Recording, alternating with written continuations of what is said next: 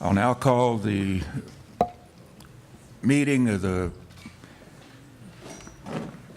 Ames Community College Board of Trustees to order. First order of business is let's all rise and salute the flag.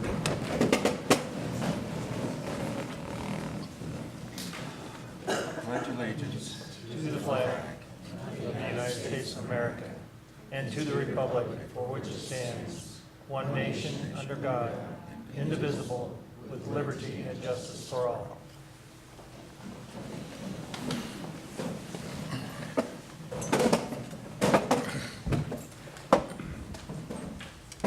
Members, you have before you, and you've had a chance to review the agenda as presented.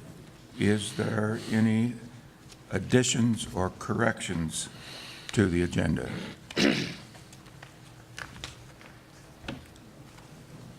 Hearing none, is there a motion to approve the agenda as presented? I so move. Thank you, Gene. Thank you, Carol. Any discussion? All in favor indicate by saying aye. Aye. Aye. Opposed, no. That motion is carried. Next on make sure I'm right, is the time for public comment. And do we have anyone who would like to address the board? Mr. Chairman, we do have two folks who would like to address the board today with public comment. The first is Tom Lucero with Prop 112, and the second is Catherine Reynolds with board policy changes. Okay, thank you.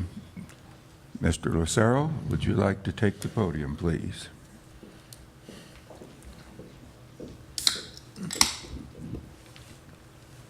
Thank you all for your time and what you guys do on behalf of the community. My name is Tom Lucero. Spent 12 years on the Board of Regents at the University of Colorado. Yes. I didn't intend to show up today to brag, but my first year on the Board of Regents, we received at the University of Colorado over 15% of our total budget from the state of Colorado.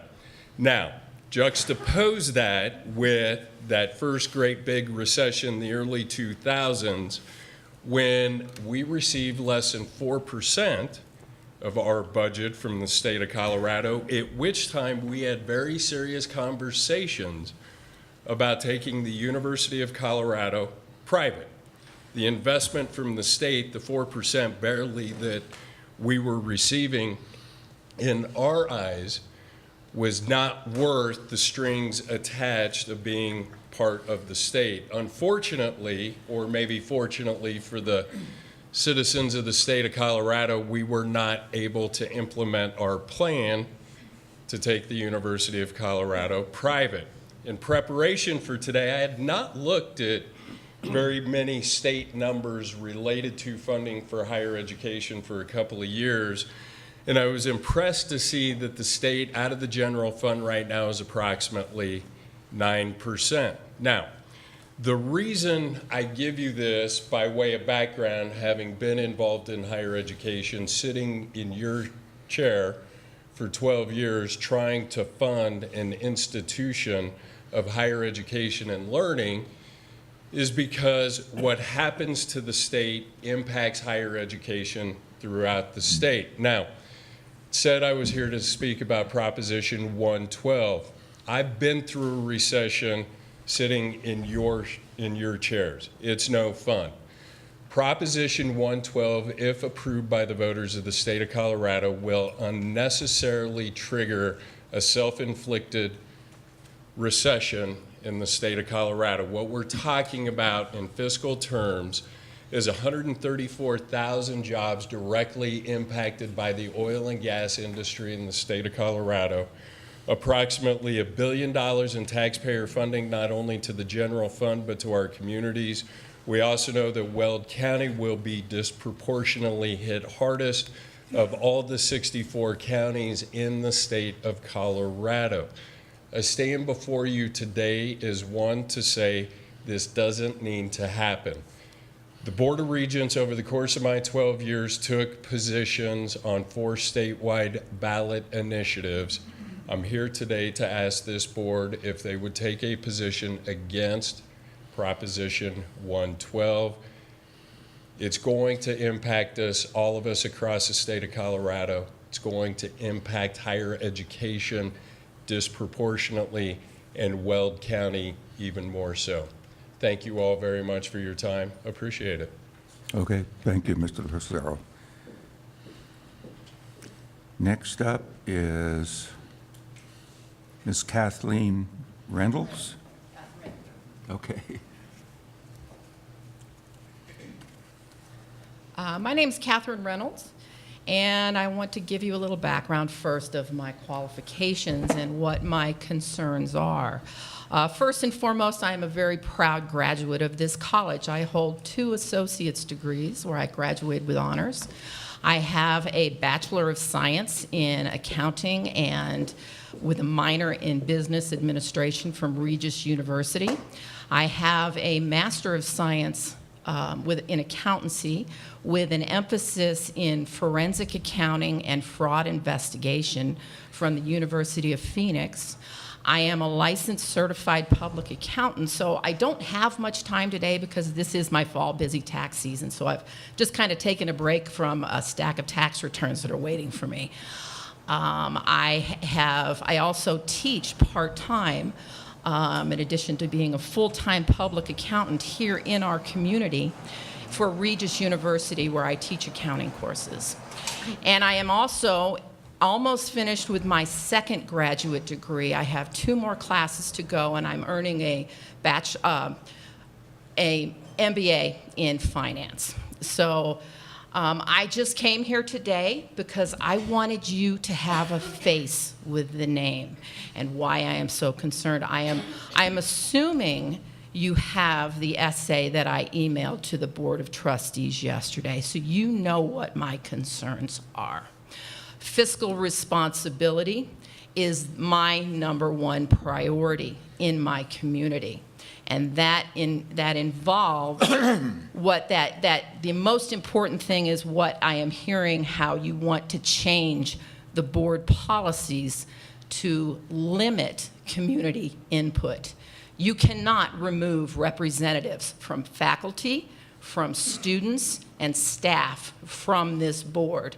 I'm also very concerned with the wording of the new board policy, where there is actually a line item where you have stated what the guests are allowed to talk about. Specifically, you state in that sentence, positive, which tells me you want to ignore the negative. The negative is what is important to hear from input here. So I am in full support of community representation on this board, and I will proceed with whatever happens. I will support any actions that need to be taken to represent our community. And I need to remind every one of you of your fiduciary responsibilities to us, the taxpayers. Thank you. I need to get back to work. Thank you for allowing me to speak. Thank you, Ms. Reynolds. Next on the agenda, board members, is the consent agenda, which again you've had the opportunity to study for a while.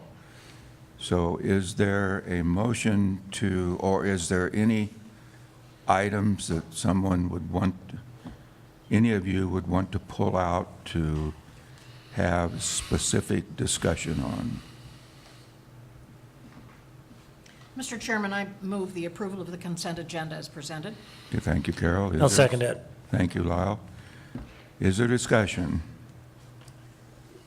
All in favor indicate by saying aye. Aye. Opposed, no. That motion carries. So consent agenda is approved. Trying to get my computer here to... Talk to you.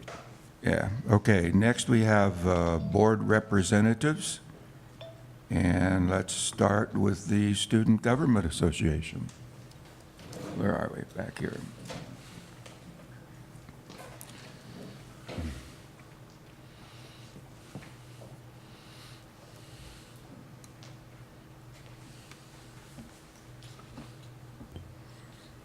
Good afternoon, ladies and gentlemen. Thank you for having me here today. My name is Dulce Gonzalez, and I am the new SGA president. As you might know, the SGA has been working with the campus grind again this semester to extend their hours into the evening for the first 2 weeks of class. So far, the numbers have been the same as last spring semester. However, we still have until the end of this week to reassess our numbers and make a decision whether or not we're going to continue those hours. The SGA have started their committee meetings for this semester and everyone at SGA at CAP have been working very hard, volunteering at this event. For all those who have been to the Fallens, and they have been great. They're running very smoothly, and I hope you enjoy it so far. Now that the semester has started and everything is up and running, SGA and CAP are getting more events ready for this following semester. That's all I have for this meeting. I'm sure I'll have more next month, and thank you everyone for your time. Thank you. Thank you. Okay, super. Thank you. And now the Faculty Association. My Yeah, you missed. bifocals aren't working too well here. What did I do? You're good. Good afternoon. Thank you for having us.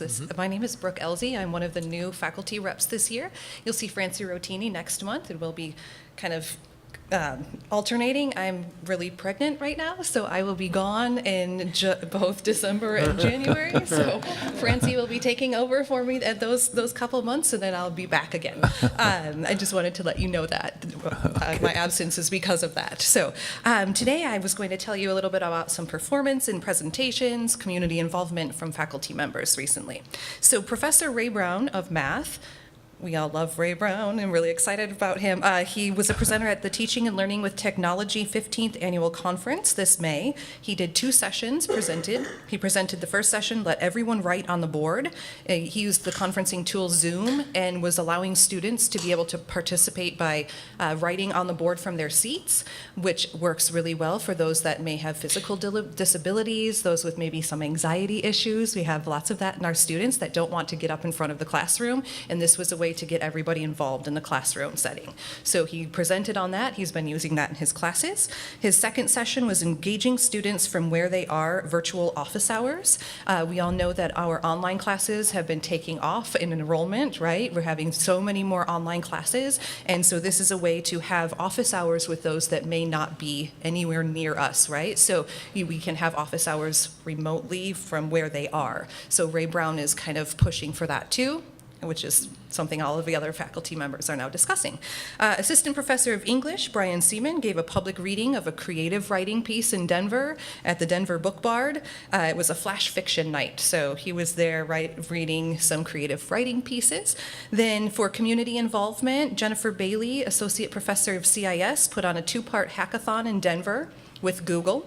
So it was Google Actions for the Google Assistant for Google's Build Actions for Your Community campaign. So she had a bunch of AIMS students go down and participate in this. Google ended up giving over $300 worth of prizes. AIMS students apparently did a really fantastic job, and Google was really impressed with the AIMS students that came down there. I have a link for you on the page if you'd like to check that out. The link includes live feed of AIMS students for you. So if you want to check that out, that's on your agenda there, or on your packet. Let's see, publications. English instructor Jeff Moser authored One Door and Two Worlds, Like a Book or the Heavens, Cole Swenson's Historical Imagination and Print Culture. So he had that printed. The Atlantic Critical Review Quarterly is a research journal of international standard in English with focus on authors and texts, and a peer-reviewed journal. And I have the ISBN number if you wanted to check that out and read it. Then for conferences, Professor and Chair of Mathematics Janine Lewis attended a full-day math workshop at CSU. And Friday, August 10th, the workshop emphasized best practices within the classroom, hands-on activities. It was funded as part of a grant sponsor through the National Science Foundation. So she went and took some supplemental materials that supported best practices in math. So she was there and was accompanied with 2 of our part-time math instructors as well. Both Amanda Zimmer and Eugene Cross were with her. So they all attended that together. Then Associate Professor of CIS, Jennifer Bailey again, is on here. She attended the 360 ANDEV conference in Denver, and it was the 3rd year in a row this summer. So that was another conference that was attended over the summer. Brian Dunning, Professor and Chair of Graphic Design and Rich Media, attended an encaustic printmaking workshop in Santa Fe, New Mexico this summer. He got to work with Paula Rowland, who's the Queen of Wax. How fun is that name, right? So the Queen of Wax. Encaustic is a wax painting medium. It's one of the oldest forms of wax painting mediums, and I'm sure if you've seen any of Brian Dunning's work in encaustic, he is fantastic. So he's always having galleries and showings around here, and he also won an award, Professor and Chair of Graphic Design and Rich Media. So Brian Dunning was awarded a fellowship in the spring of this year, 2018, by the National Greeley Arts Exhibit for his work in encaustic printing as well. So hopefully you can check out some of his work when it comes out. Thank you for your time. All right, thank you, very good. And now the Staff Association and their report.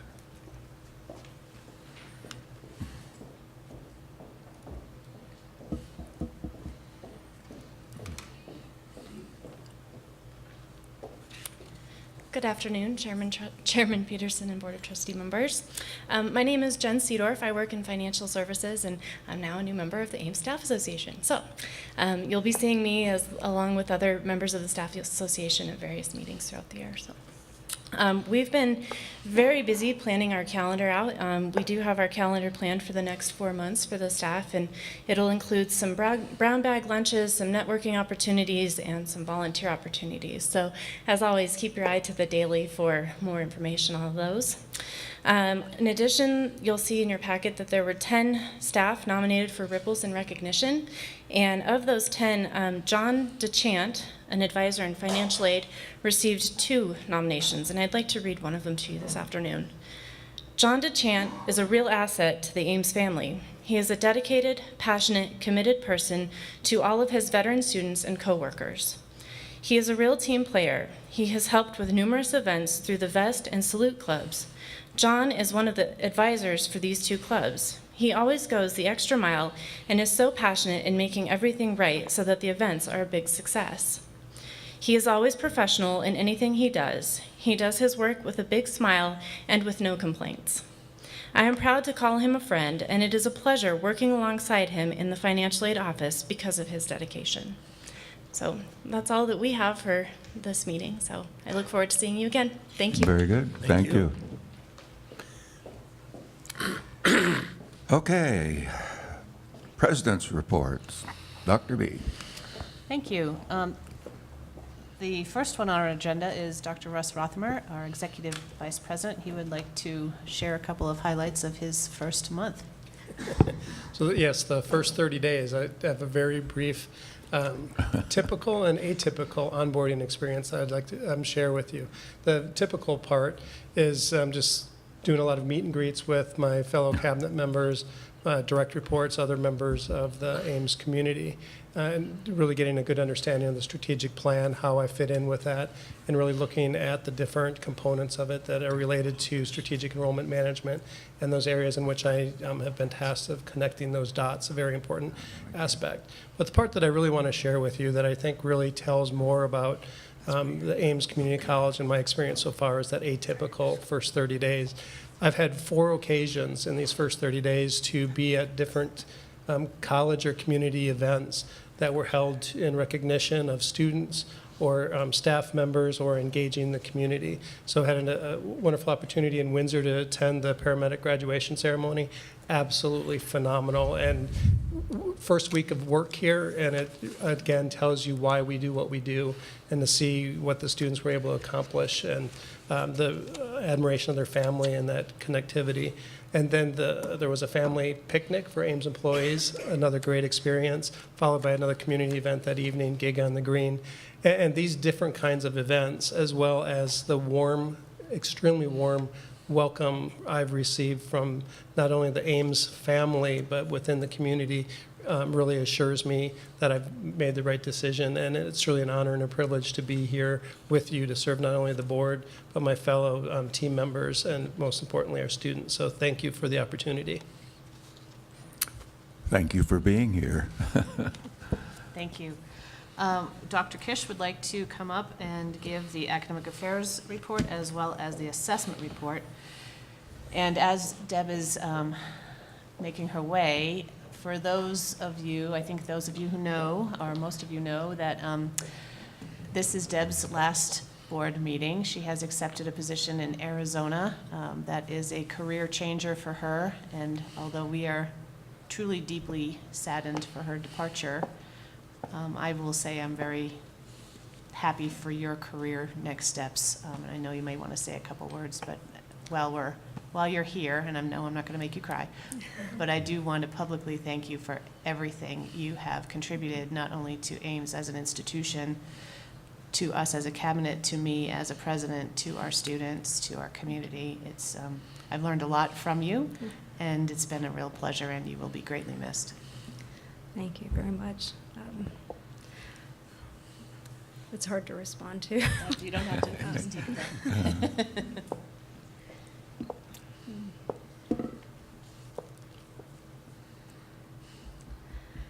It's been my pleasure to work for this college and all the students and everyone in the audience.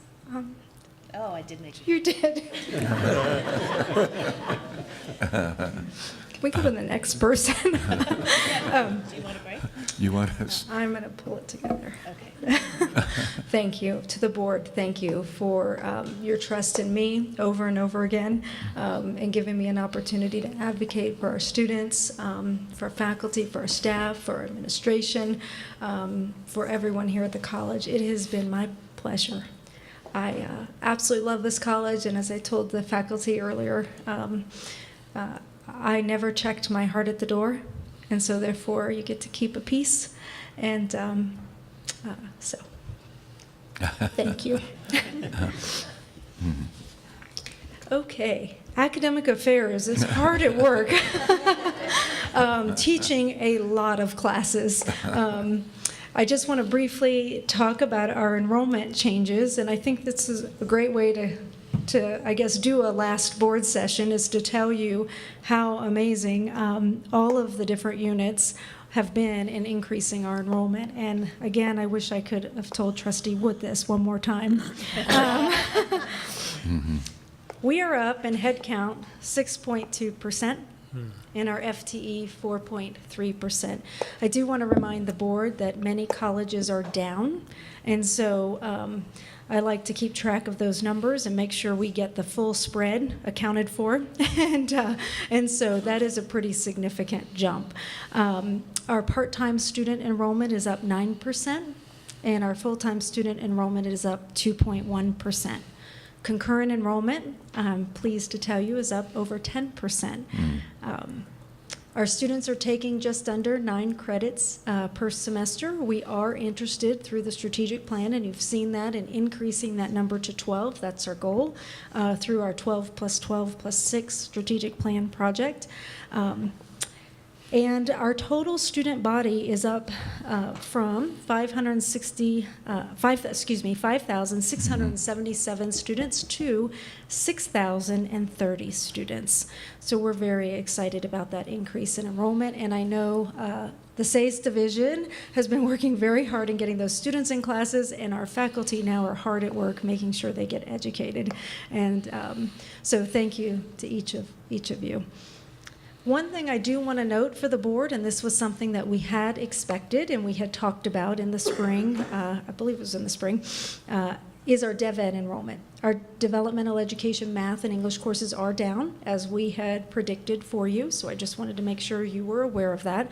The good news is our regular math and English courses are up, and so we're seeing students transition into those courses, and our total enrollment is still up. Originally, we thought we might have a drop in total enrollment and tried to prep you for that, and that has not happened. We're actually up, and so it's good to be wrong in that way. So we also had, I'm going to switch gears for a moment. We also had our Faculty Teaching and Learning Center Fall Conference just last Friday. It was fantastic, an all-day session. It started out with Dr. Janet Zadina and discussing with our faculty PTSD and how our students come to the classroom with stress and things that get in the way of their education. And so one of the things that I took away that was so powerful when I was at the session was setting the stage, or I believe she called it setting the table for learning. So as your students walk in, you have some soft music playing, you ask them to sit down, and then there's a breathing exercise that actually slows down your heart rate and allows you to calm yourself so that you can be ready to learn. So I'd like to practice that now with you all, if that would be okay with you. Are you ready? I'm pretending like I'm an expert at this, and I'm not. Okay. So what we're going to do, and everyone in the audience, feel free to participate. We're going to breathe in for 4 counts. You're going to hold it for 7 counts, and then we're going to breathe out for 8 counts. And we're going to repeat that 3 times. And then we could have taken your pulse first to see where you're at, and then afterwards, but I'm going to venture to guess that you'll feel just a little bit calmer and a little more ready to receive what's going on here today. So you ready? Okay. Let's do it. Breathe in, 2, 3, 4. Hold, 2, 3, 4, 5, 6, 7. Out, 2, 3, 4, 5, 6, 7, 8. Breathe in, 2, 3, 4.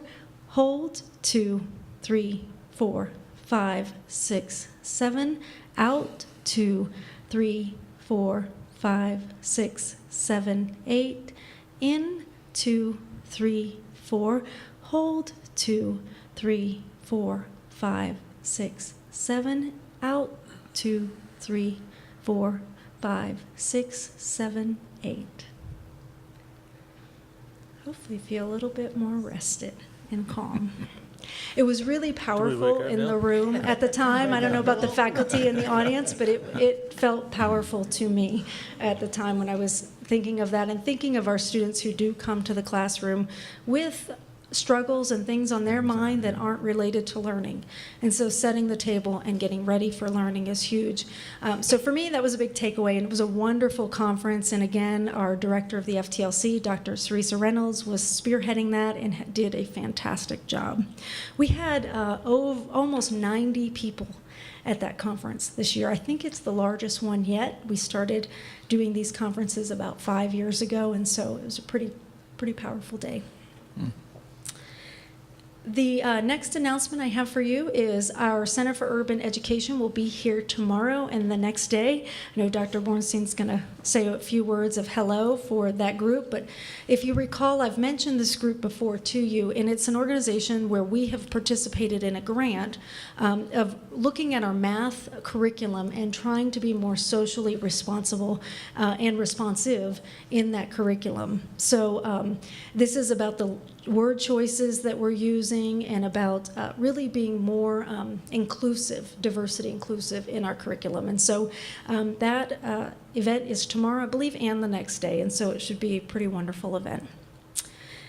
And last but not least, again, I just want to say thank you. I am very proud of the work that we have done in the strategic plan. I feel that the next 5 years is a strong plan. Academic Affairs has a very lofty participatory role in that plan, and I can tell you the Learning Council will be spearheading driving that plan, and that's a group of our elected faculty and a group of some direct appointed staff members who assist with direction of academic affairs. And so again, just very proud of that work. I think it's going to go very well, and it's well on its way. And I teased we might already be at 80% completion, Dr. Bornstein. I don't know. We're close. We're certainly on the right track. So we have been working really hard. And again, thank you to everyone in academic affairs for a wonderful career here. So thank you. Okay. Thank you. Any questions or comments? Would you like to do the assessment? Yes, I'm sorry. I forgot about that. Okay. It was great, the assessment report. That's my quick recovery. So let me get to it really fast. As you will recall, thank you for getting me back on track. As you will recall, we have 5 common learning outcomes. Those common learning outcomes are critical thinking, problem solving, professionalism, written communication, and oral communication. And a few years back, when I presented to the board about assessment, I had told you we were at a introductory phase and working our way towards being much more evolved in our assessment practices. What I can tell you is that we have evolved.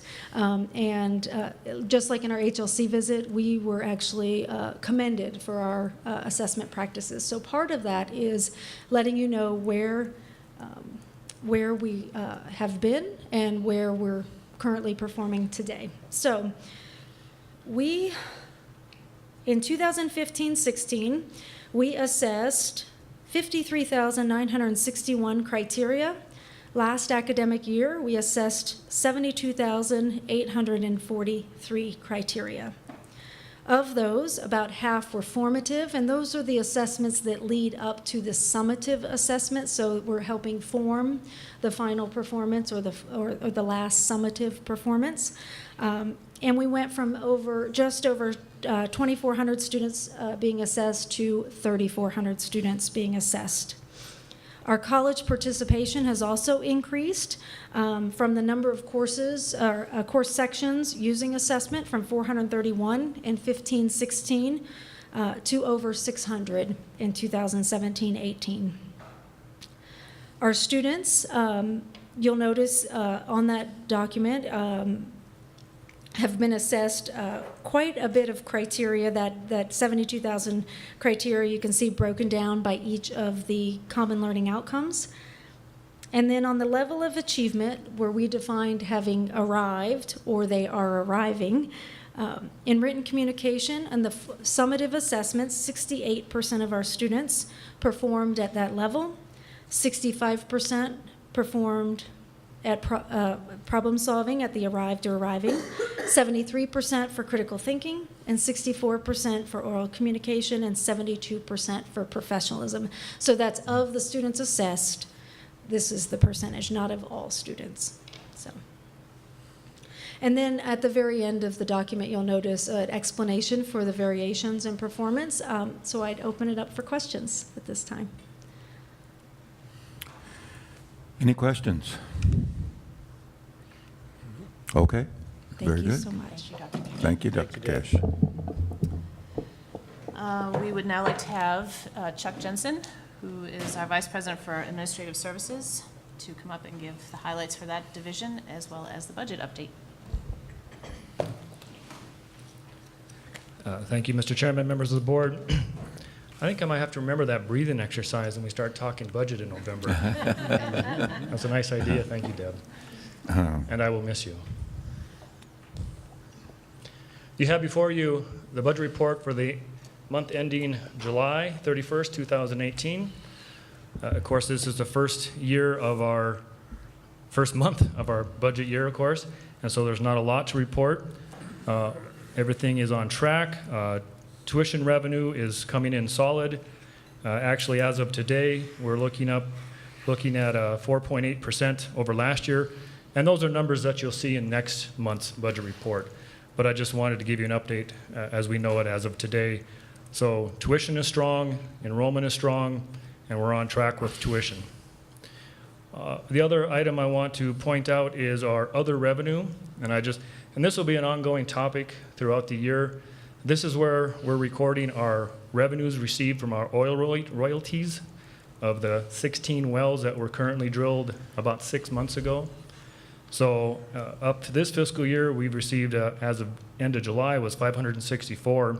As of today, for the fiscal year, we're a little over 700,000. In the last 6 months, 1.9 million in oil revenues, royalty revenues. I get the words right today. On the expenditure side, again, 1 month of activity. I don't have anything to highlight for the board. Everything's on track. And my last note is that starting in November is when I'll be bringing the budget assumptions work to the work session for the board. So that's right around the corner. It's hard to believe it's already September, and November will be here. So for Trustee O'Hare, new on the board, that's the start of the budget process in November when I come with projections and estimates for the next fiscal year, which will be fiscal year 20.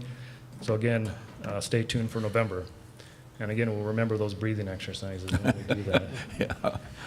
Any questions from the board on the budget report? Any questions, members? I guess we're good. Thank you. Okay, thank you. We would like to ask Mary Gabriel to come up and give the College and Community Relations report. And as Mary is approaching, I would like to also let the board know that our Vice President for Community and College Relations, Timothy Ullman, begins on Monday. So this will be Mary's long-awaited last extra duties.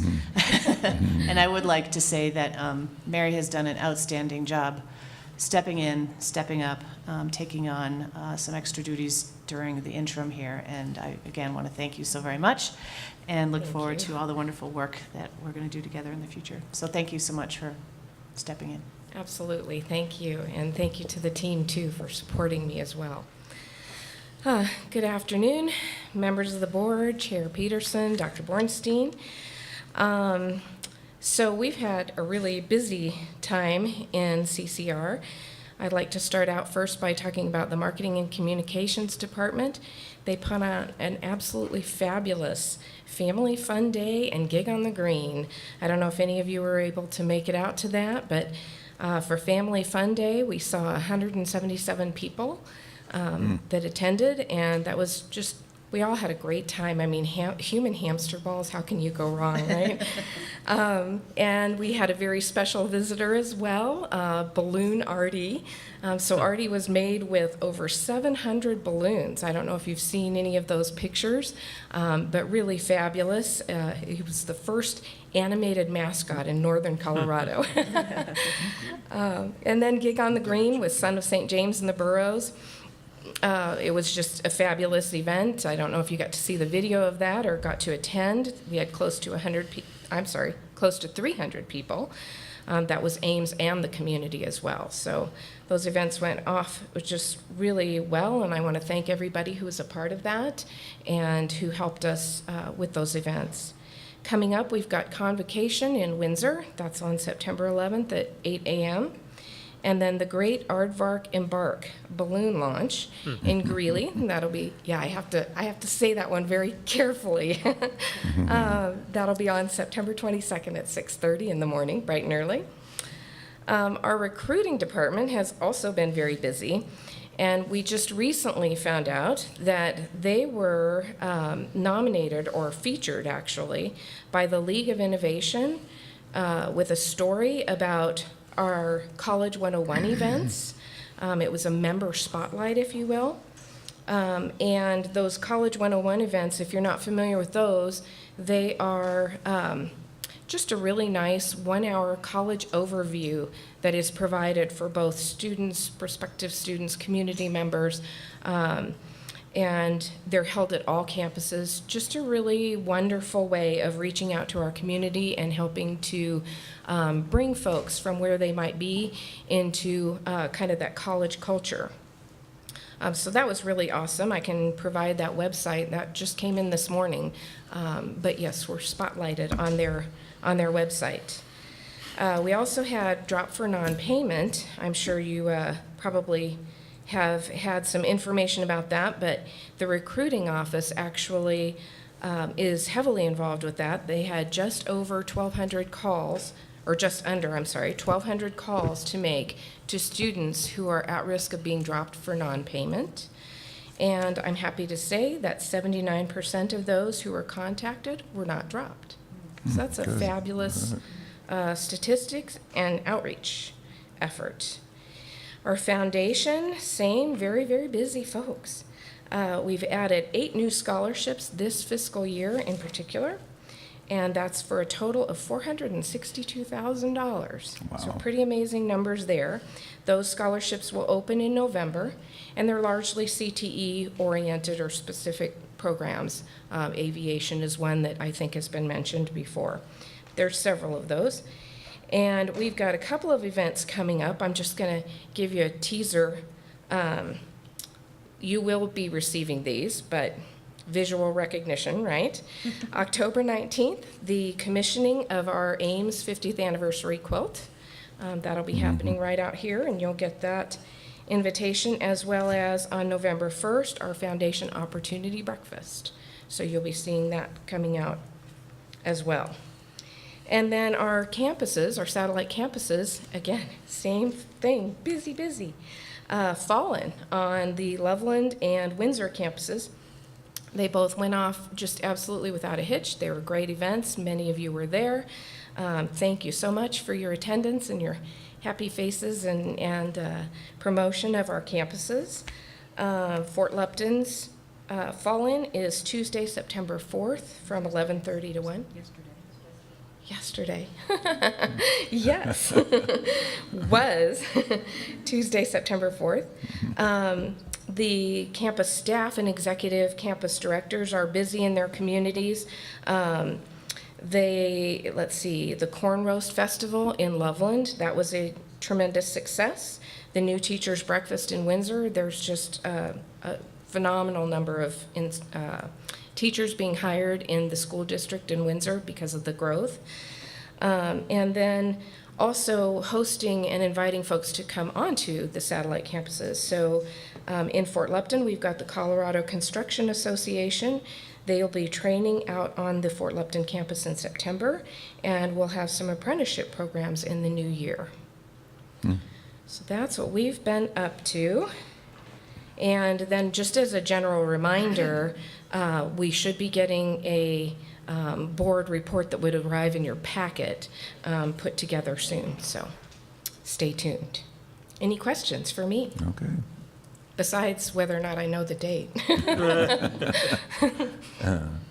right, thank you. Thank you. Thank you. Dr. Sarah Weisgaver, Vice President for Student Engagement, Inclusion, and Success, would like to give us some updates on the SACE division. Well, good afternoon, Fall-In goers. I like to be able to talk about what the division is working on, just to give you a flavor of where we're at a little bit before I start into some of my operational highlights. And it's exciting with Fall-In being today that you all were able to participate in that. And I enjoyed seeing each of you at the other campuses as well and participating. So I have some quick figures for you so that you know how many people were there. And I have to give a huge thanks to Becca Herman, who I said was my hero today. But she managed to pull some numbers that I didn't think was possible. I thought it was a pretty heavy ask, and she did it anyway. So in Windsor, we had a total of 144 people at Fall-In. Loveland, 102 total. Fort Lupton was 132. And as of 1:20, this is why Becca's my hero. As of 1:20 today, there have been 601 attendees at the Greeley Fall-In. So big shout out and thank you to all of you who participated in Fall-In. It's such a cool tradition that we do on this campus, and I truly, truly appreciate it. I think the students really value that. And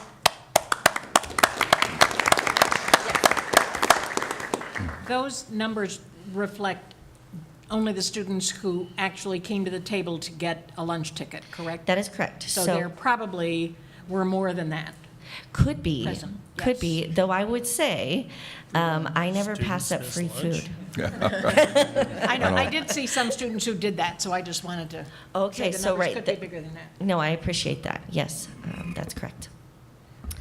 Other operational updates, Dr. Kish talked to you about our enrollment numbers and the hard work that's been happening both in the Academic Affairs Division as they are taking on those students. And prior to that, we're working very hard in the SACE division. Just want to share some numbers with you over the last 3 weeks since my last board report.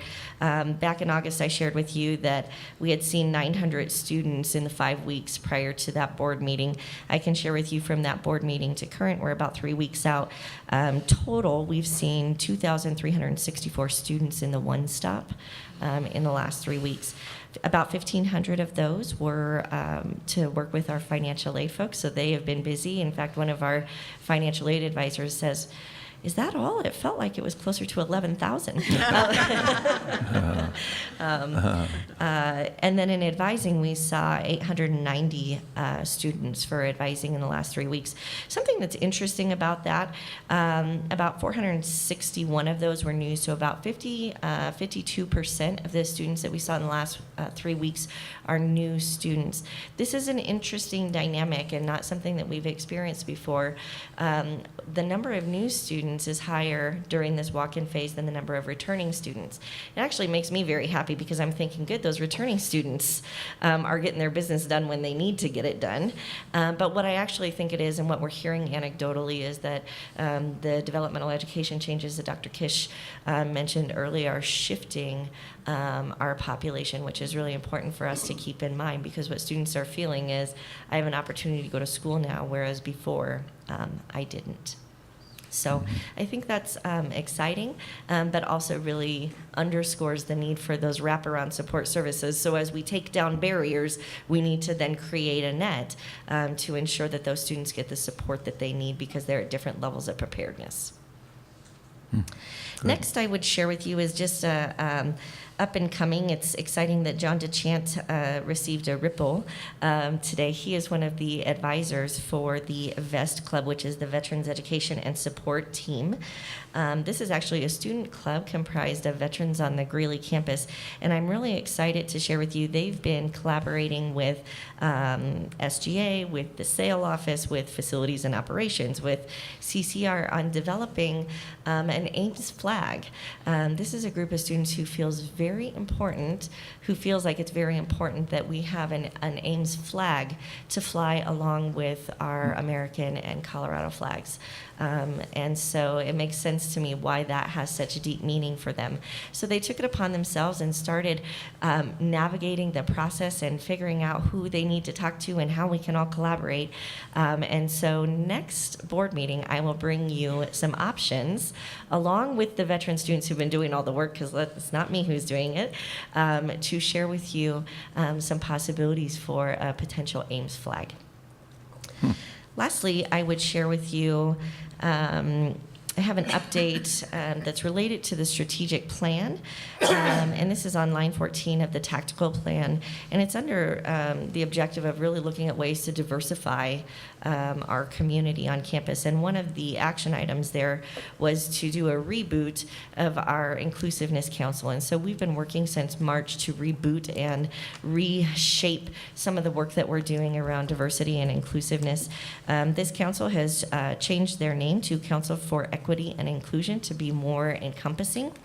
And their purpose is to promote and foster an equitable, diverse, and inclusive climate through leadership and partnership. The Council for Equity and Inclusion develops and informs initiatives, programs, and systematic practices that support this climate. So I'm really excited about the work that they're doing. They work with two main subcommittees, Human to Human, and also the Ames Common Read. So I have gifts for you today.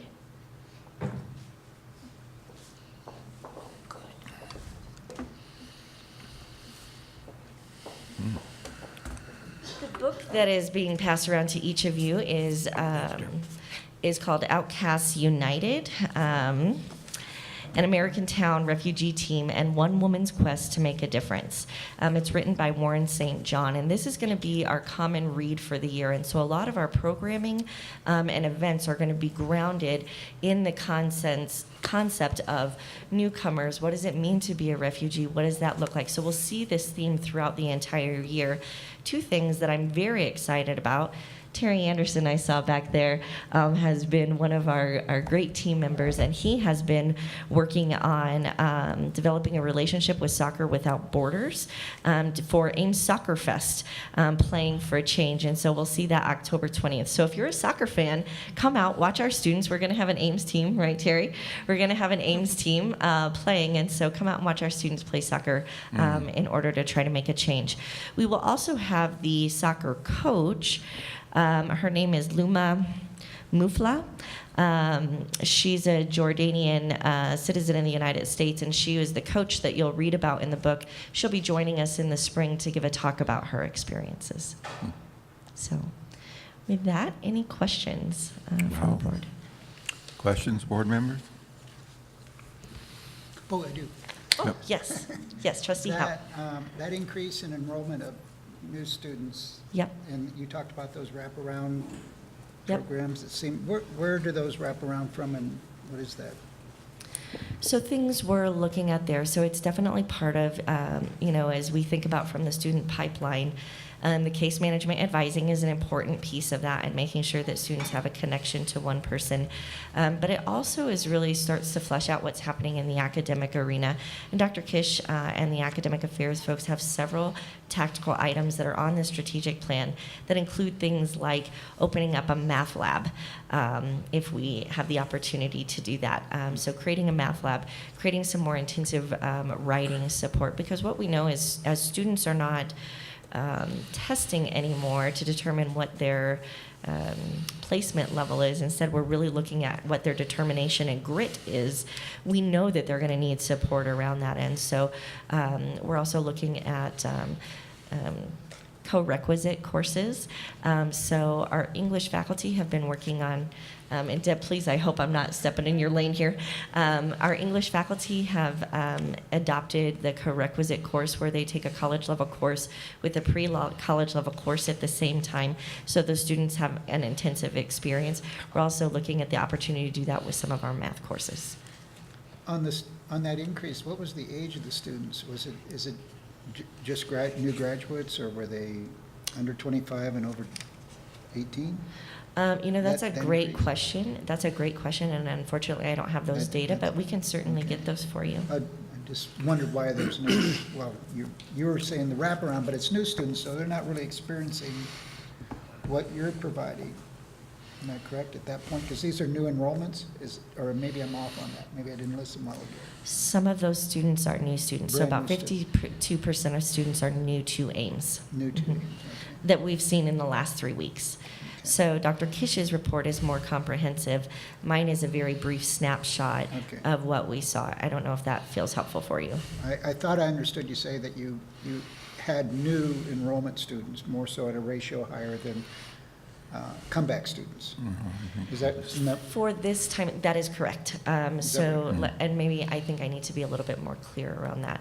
So typically what we see at this time of the year is a lot of returning students who got lazy? Well, I would say Or busy. otherwise, maybe, who waited till kind of the last minute to get re-registered for classes. Okay. What we're seeing and what we're excited about seeing that shift is we're seeing more new students than we are returning students. So I think that's been really helpful. Our hope is to continue to see that trend as we move forward. Really what we would love is to see our returning students enrolling primarily in the spring for summer and fall classes, so that their enrollment is already set in the spring before they leave, and then be able to work with new students throughout the summer. So the wraparound process is for the returning students, they're getting it done sooner, so they're not coming in kind of late. They've been kind of cultured better. Right, and the wraparound pieces will also, so as a student, say if I'm a student and I enroll in Math 121, either as a new student or a returning student, I'm going to lean real heavy on that math lab or my tutoring resources, because maybe prior to the change in developmental education, I wouldn't have quite tested into that high of a math class. Understood. Yes. Thank you. No, thank you. I Just a appreciate it. comment. I just want to make comment, and whether, I hope I'm not misinformed, but when I first got here, I was always told that historically, in an up economy, our enrollment goes down, and in a down economy, our enrollment goes up. And it seems to me like we're pretty much in an up economy, so this number seems even that more impressive to me. So is there any relevance to that or significance to that, or Well, we've certainly. we'll just take it, huh? Well, we're not going to say no. Okay.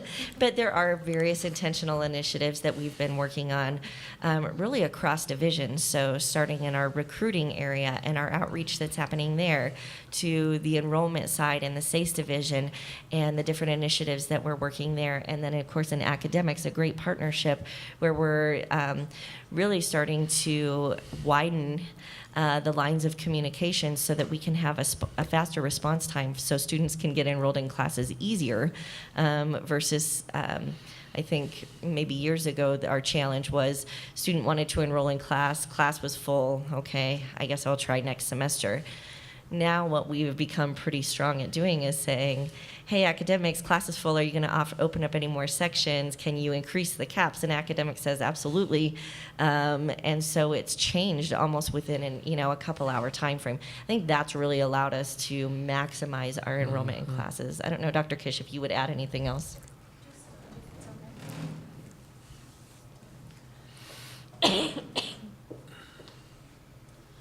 The only other piece I would add is the concurrent enrollment piece, which does make up a large portion of that increase. That department and the way that we're doing the operation within concurrent enrollment has really,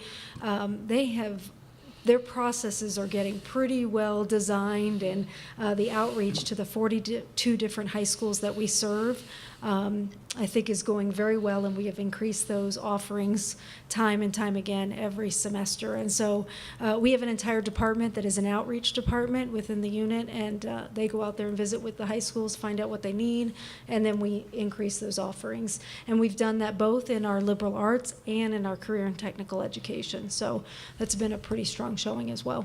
On that, on our 4% and the 6.2 is, or whatever, there was a 4% increase and a 6% increase. Is that concurrent enrollment dynamic kind of still running it exponentially, kind of?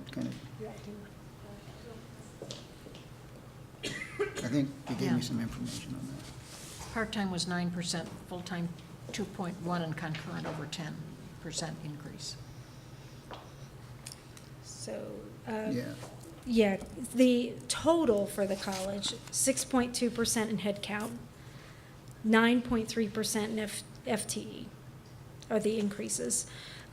Concurrent, though, is running at a 10% increase, so it's offsetting. Does that make sense? Yes, yeah. So it's a pretty large increase, and we've been at double-digit increases in concurrent enrollment, if I'm consistently 3 semesters about.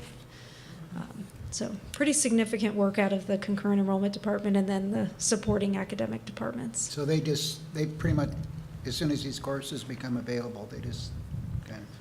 We've been filling them pretty fast, yeah, and then we've been working with SACE. Is there additional management costs that, as far as our, setting advisors out for instruction purposes and things like that? There are, yes. Not so much the cost, but we do all that. Right, so we do, we hire faculty sometimes to go to the high schools. Sometimes we credential the high school instructors that are already there, which is the best financial situation for us. It's not always the best option, but it is a good financial situation for us. And then sometimes concurrent enrollment students come here as well, but that 10% is representing the off-campus concurrent enrollment student population. And so we do have increased costs with also observing those faculty, and part of, you'll recall, our HLC monitoring report is to make sure we're getting out there to do that. So there'll be increased costs with that. But it's minimal. Yeah, well, I wasn't worried about that. So I understand. Well, and that was part of the accreditation Correct. suggestion, wasn't it, that there had to be more credentialing or more assessment as to how qualified? Yes, sir, the observation of Yeah. instruction, right? So we're going to utilize our department chairs, are also other faculty within that area to go out and do those observations. Mm-hmm. So, Yeah. yep. Okay, Thank you. thank you, ladies. All righty, we have a couple of sabbatical reports from faculty who have been on sabbatical in the spring of 2018 and the fall of 2017. And on your agenda, we have Wendy Smith, the professor of psychology, who would like to give her sabbatical report to the board. And she's joining us now. Welcome, Wendy. Okay. Thank you. It's all right. I don't need it. I teach psychology, and I am very, very grateful for the opportunity to take this sabbatical leave. And I teach psychology of death and dying. It's one of my favorite classes to teach. And whenever I tell people that, they just look at me like, are you crazy? So here's a Woody Allen quote for you. It's not that I mind death so much, it's just that I don't want to be there when it happens. Oh, no, now I have to figure this out. Okay.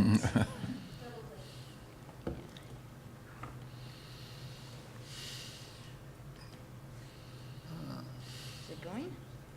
Yeah, so I had 3 projects, and I'm going to talk about 2 of them because they're really the high points of my sabbatical.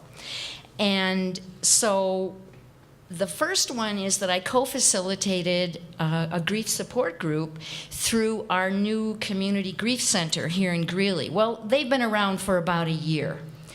And this is the first time it was done outside of the center. So I went over to the Greeley place, which is a residential residential area living for elderly people. And I had 7 women, ages 70 to 90 years old, and 2 of them were 90 years old. One was 70, she was the youngest, and then the rest were in their 80s. And so we met for 8 weeks, and we met for an hour and a half every week. And so what happened is that they got in touch with their grief. And there was one woman in the group who hadn't grieved her husband's death for 17 years. Mm-hmm. She was stuck right where she was when she found out he died.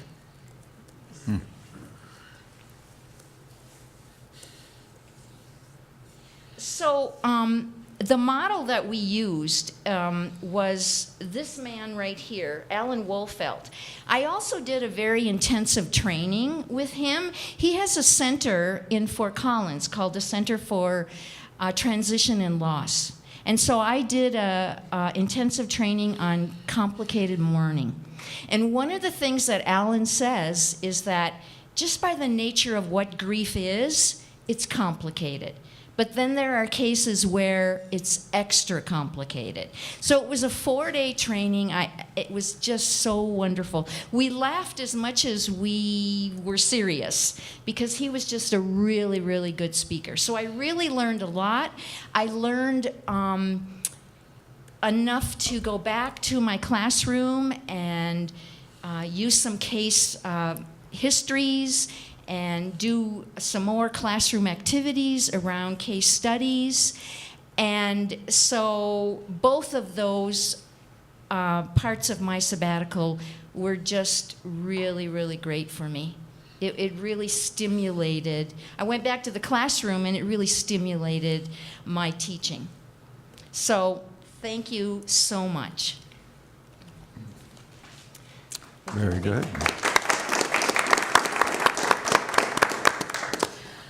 Michelle Ray, professor of mathematics, took her sabbatical in fall of 2017, and she will be giving her presentation.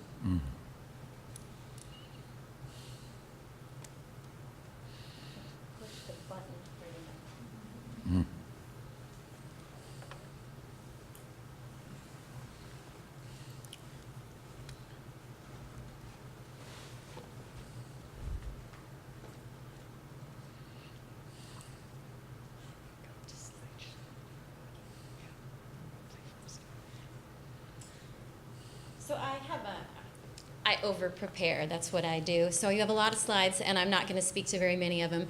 But I will give you just a little bit of background. I teach in the mathematics department, and I've been at Ames for, I think, 21 years full-time now. 23 with part-time. You're not old enough to do that. I also taught high school for a little while. A little bit about my background, so you know what I do. Professor primarily. I also was the director of academic assessment for a few years and got our assessment processes started here. I work as an independent learning and assessment consultant in higher education, and I work with 2- and 4-year institutions and quite a bit with CDHE. Right now I'm working on one project. We finished one of those a while ago, which was our GT Pathways revisions, and we spent almost 3 years on that project, engaging faculty from across the state. I was the co-lead on that with Alicia Schneider from, where was she? She's now in New York again. She started from SUNY, came to Colorado, and now she's back in New York again.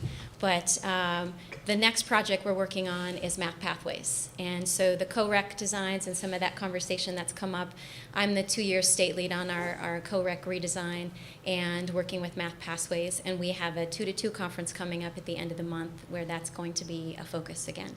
So the Pathways conversations that we're having here, hopefully I will be part of those. I'm working with the Dana Center in Austin, Texas right now as part of that co-rec redesign structure as well.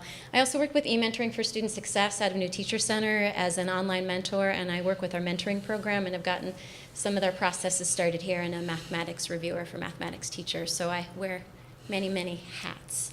That led me to rethinking what I do in the classroom and how I got involved with flipping.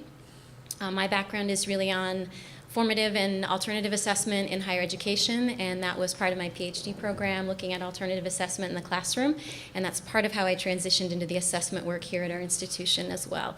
But the flipped idea and the flip model that's happening in K-12 has some challenges in higher education and what we do in higher ed.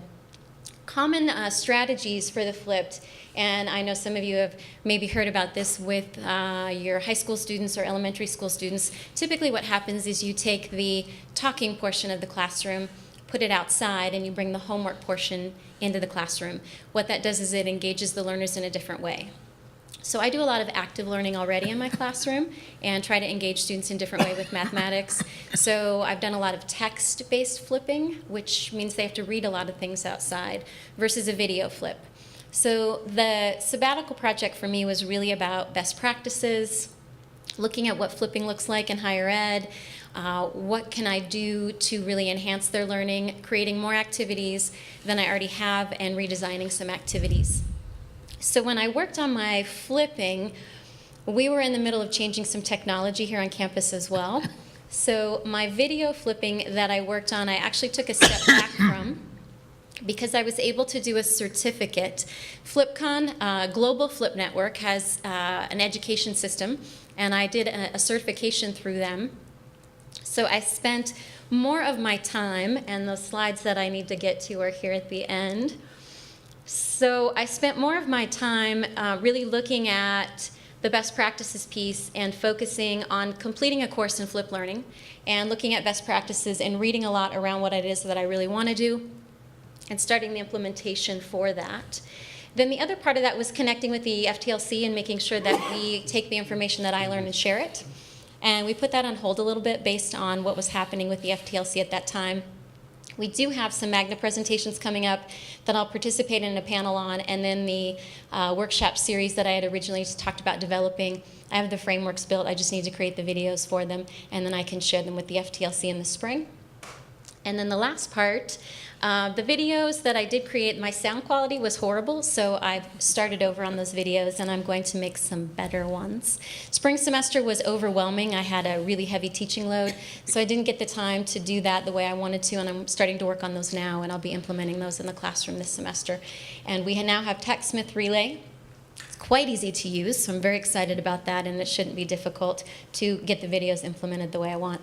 So I'll be doing that. And then the last piece is the formative assessment activities that I like to do, and I present on these pretty regularly, but I found some new ones that I like as well, and sharing these activities in the FTLC, being able to not just do them in a math classroom, but in any classroom. So usually what I say to people is if you can figure out how to do it in math, you can do it anywhere. Any questions from anyone? All right. All right. Thank you. Good job. Thank you. Same thing.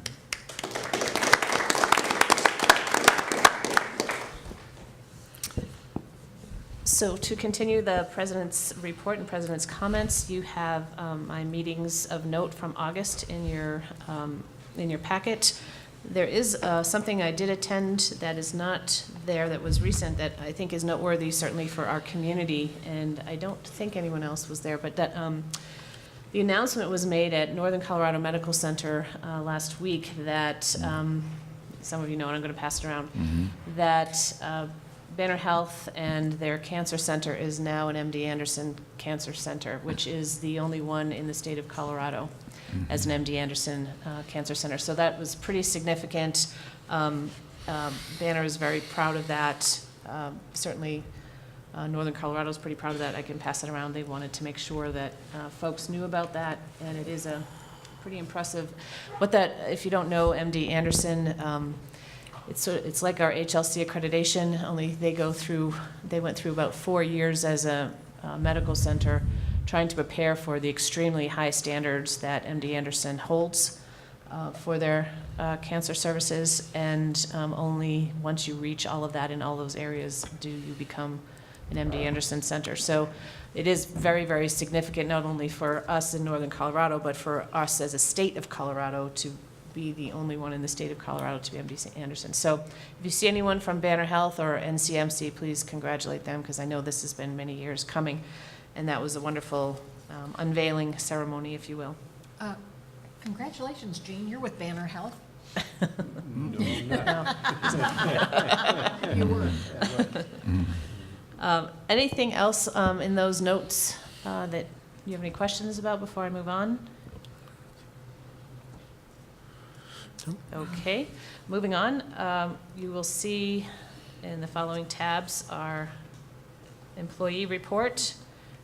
And I would like to ask if there are any supervisors in the audience that have new employees with them that they would like to introduce at this time. If you'll raise your hand or stand up or, oh, okay.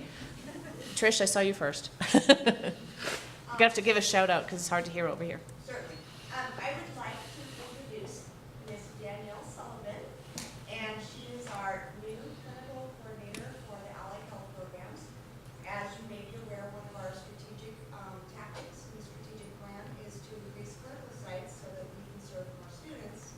And Danielle is just the person for that. She is exceptionally qualified for that kind of work.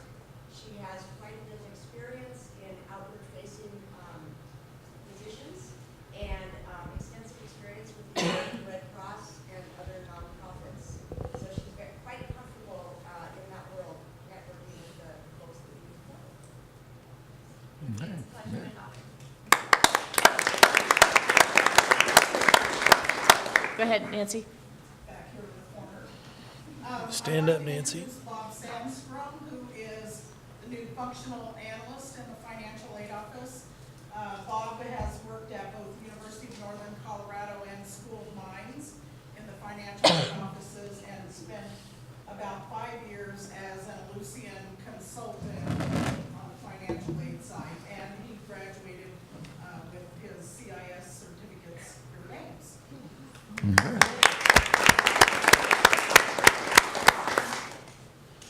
Hello, my name is Marian Lucero, Director of the Center for Diversity and Inclusion. Here with me to my right is David Bissell, the new coordinator for Veterans Engagement within the Center for Diversity and Inclusion. He comes to us with numerous years of experience working at UNC with cultural and resource centers, specifically with veteran services. In addition, also worked at UNC within the campus climate, campus community and climate. Thank you. Thanks. Good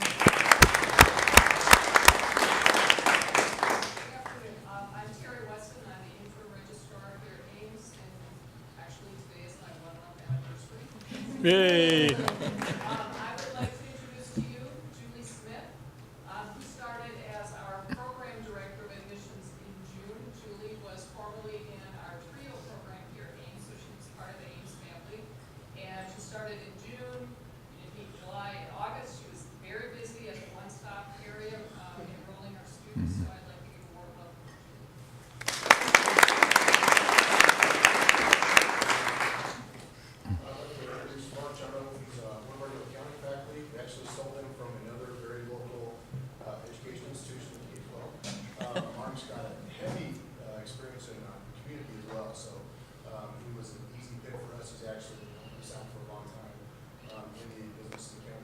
so he's going to be an outstanding addition to our team. So.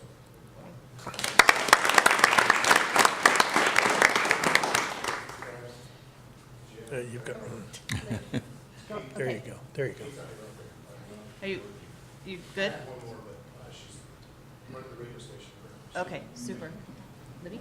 All right. I actually have a couple of folks with me here today, but we're playing musical chairs a little bit in SACE, which has been exciting. So with change comes opportunity. And when we lost Julie to admissions, where we're super thrilled she's at, we gained Leah Scher into our new project director for the TRIO Student Support Services Classic program upstairs. So we're super thrilled.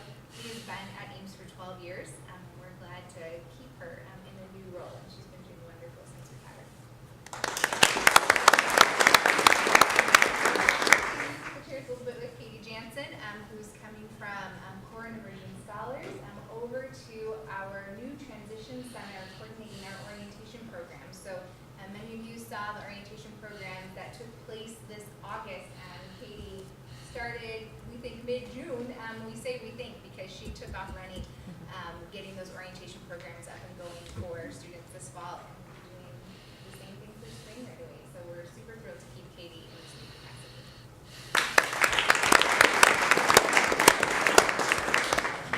Scott. Hello. I have 8 new faculty members in Arts and Sciences, 7 of whom are teaching class right now. I want to be respectful of the board's time, but I would like to just read their names so that we can hear from them in faculty reports. You have some context. But I want to start with a faculty member who just finished teaching and was able to join us this afternoon, Meha Luka. Meha taught mathematics for 10 years at Hopkinsville Community College in Kentucky, where she taught both developmental and transfer level math courses, while serving as chair of their professional development committee. She left Hopkinsville in 2016 to pursue a PhD in mathematics. We feel very fortunate to have her here, and she will be office at our Fort Lauderdale campus. Were there any other arts and sciences faculty who would speak for?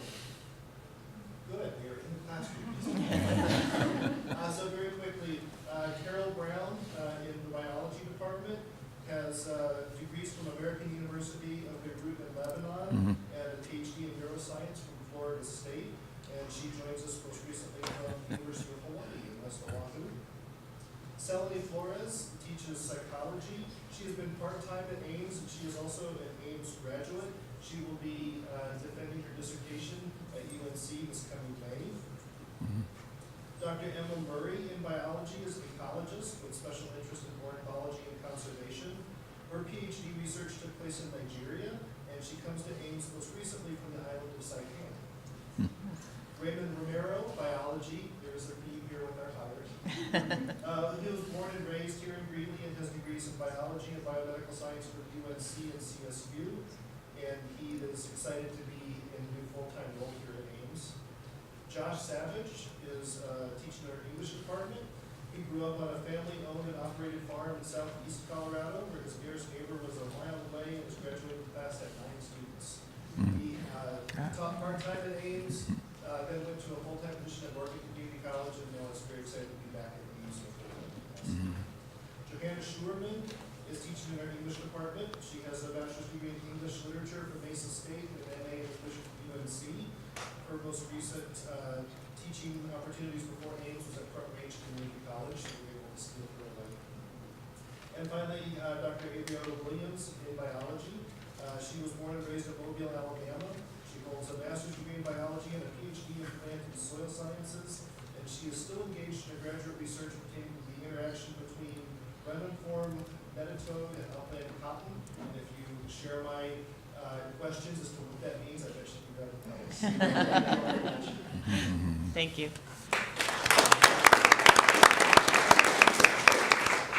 Any other supervisors here that we missed? All right. Moving on, I would like to ask our alumni coordinator to come up and introduce our excellence at Ames today, Brady Hull, who's a general manager of KFKA and who's going to share his Ames story with us as an alumna. So thank you very much. Haley?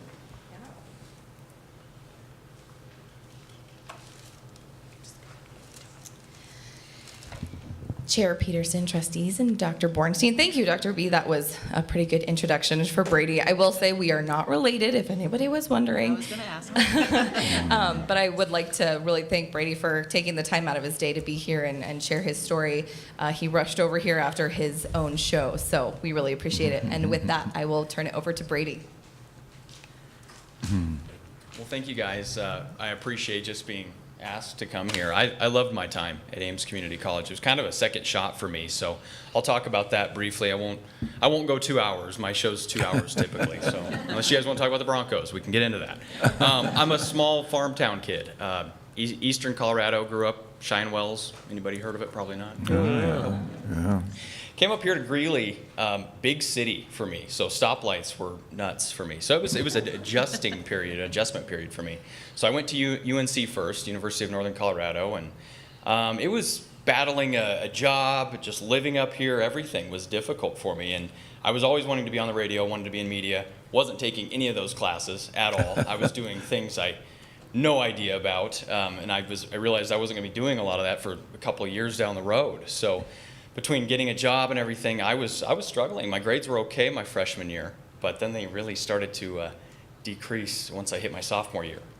My sister came up to me, also a Hull at the time, and I was related to her, or I am related to her. She suggested Ames Community College. So we came over and checked it out. I got a pamphlet. My sister moved to Phoenix shortly after that, so obviously didn't go to Ames, but I was just amazed. I was enthralled by the process and the fact that I could jump in and do radio, script writing, things like that, right off the bat was amazing to me. So I went to Ames 2007, I believe, and loved every minute of it. Even the math stuff, science, it was incredible for me because they made it easy. You know, I was able to go at my own pace when I needed to battle work or whatever I was doing. But obviously the media side, and he's back there, Jim Crandall Feeney is what I called him back in the day. Still waiting for that job offer to sit behind you and help you out, but I would mainly just sit there, tell jokes. I love my time because I was able to get on the radio. And my first radio show that I ever did, I don't think anybody listened to it, but my mom did. She loved it. Grandma loved it. And I was able to kind of study what I wanted to do, gain confidence, be on the camera, which was weird. You guys put me there. I don't know, that was crazy. But directing was really tough too. But I loved every aspect of it, was amazing. And I'm very thankful. And so I went to Ames, I graduated, I interned at 1310 KFKA as a board operator, scared to death. For some reason, I couldn't figure out how to put somebody who won a prize on the line and keep them on the air, so I knocked them off all the time. We never gave any prizes away when I was there. I started doing that. I loved it. I always wanted to be on the air. Didn't know if that was ever going to come, so I started doing sales. I was pretty good at that. Became the sales manager there. Then I became the programming director, gave myself my own show, and started to do a lot more sports with 1310 KFKA, and then I became the general manager 2 years ago. Love every minute of that too, and none of that would be possible without everything that I learned at Ames.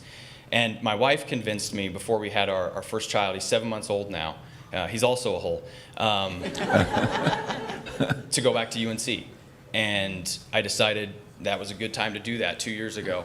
And because of everything that I did at Ames, it was easy to go back to the University of Northern Colorado and take some tough classes, but I didn't have to take as many. And some of those classes I was going to have to take, I didn't have to.